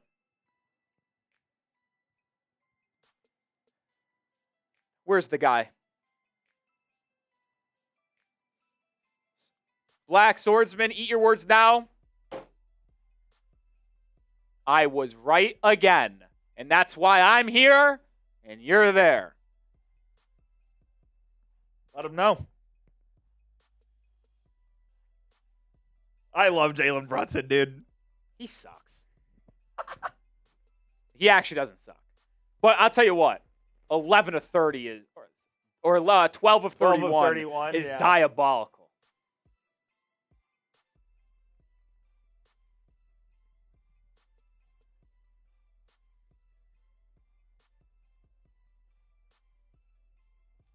Justin Siegel says you're up 17,000. Congrats to you, man. I want to be up 17K. The Knicks have made... That can't be... Wait, what? Did I just miss that? That statistic at the bottom said something about Knicks 25 threes? That can't be right. They didn't make 25 tonight, did they? No. What was that stat they just threw up? I didn't see it.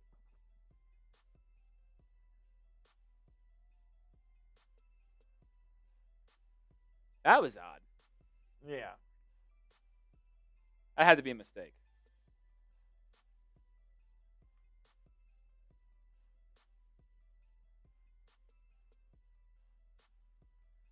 What that little miracle shot by Brunson was so impressive. Look, he didn't have a great night. 12 of 31 from the field, but man, when the going got tough, where did they go? They went to Jalen Brunson. He got it done.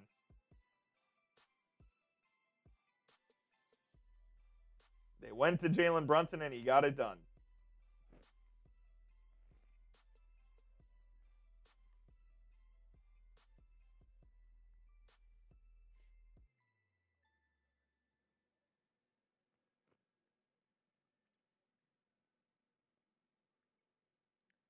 I think I'll tell you what, though, like if you watched, I know it's probably unlikely that you were with us in the pregame portion of this stream, but I said that I picked the Knicks to win tonight. You did? I picked the Spurs to win in 7, but I thought the Knicks win tonight.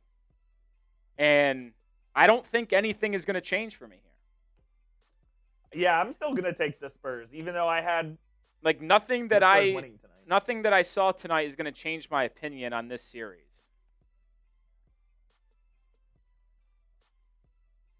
Oh, yeah. Yeah, that's off Vassell last. This game's over. Say goodnight to it. Once again, the fourth quarter Knicks are going to outscore San Antonio by a minimum of 8 points here. 27-19 in this quarter.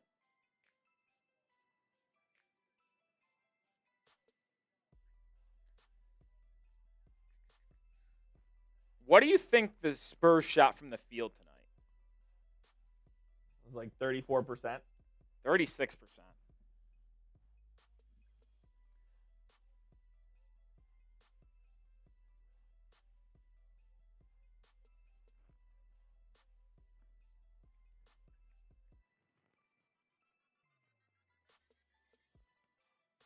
And now the Knicks call timeout again to advance the ball.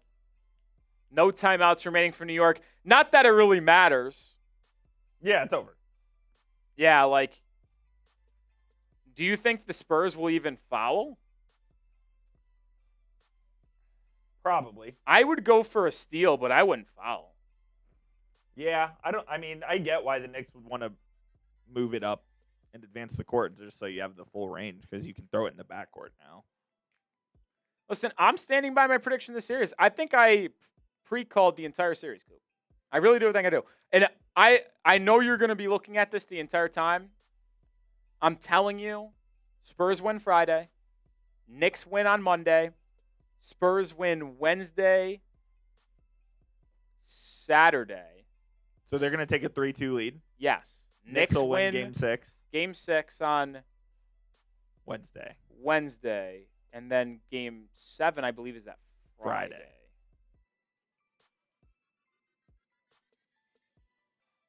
Peter says, in Rolly we trust. Well, if you're a Knicks fan, I Yeah, because game 5 is Saturday the 13th, yeah? It's the 13th. And then Game 6 is that Monday? Game 6 is the 16th, so Tuesday. Tuesday, and then, yeah, Friday for Game 7. That makes sense. And then, yeah, rarely does the NBA schedule a Game 7 of the NBA Finals on anything other than Sunday. Yeah, I mean, I can't remember it ever being on a Friday. I know, it's kind of crazy. Because the Game 7's Friday, and then the draft is Tuesday. Yeah, it is. Well, it's always a really quick turnaround, Yeah. But Oh, my God. what? Oh, I never mind. Well, our prize picks is cooked. Yeah, it is what it is. Tough loss. Only money. It's only money. Cat stinks. We'll be back on the horse. I really can't believe Brunson didn't get 6 free throw attempts. Well, I thought they were going to play a foul game, and I thought he was going to at least Well, get... it wouldn't have mattered with Cat. At least from my look.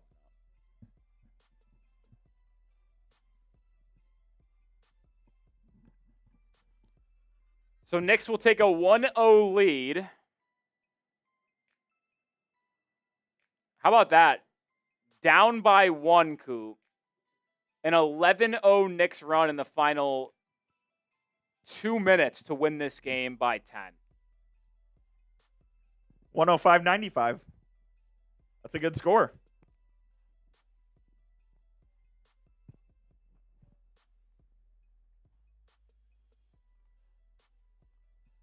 So that is now 8. That's now 12 straight wins for the Knicks in the playoffs. And there's some Knicks fans or Knicks players having words with either a Spurs fan or a worker over there.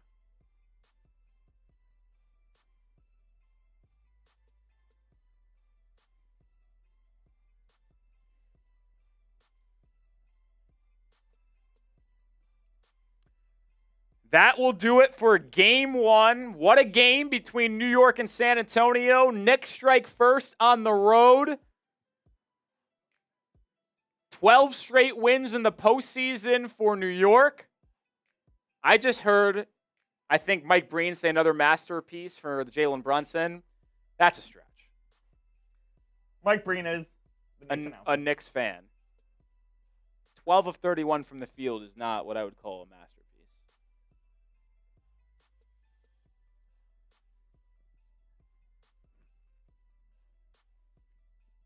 Just whenever there's a big moment, he's there for him. He's there for him.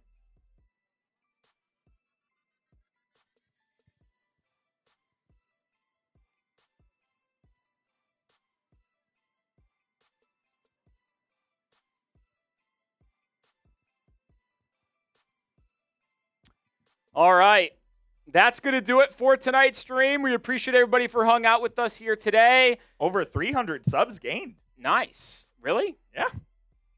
Smitty and Parker will be with you guys on Friday night. We will be back live on Monday night for Game 3.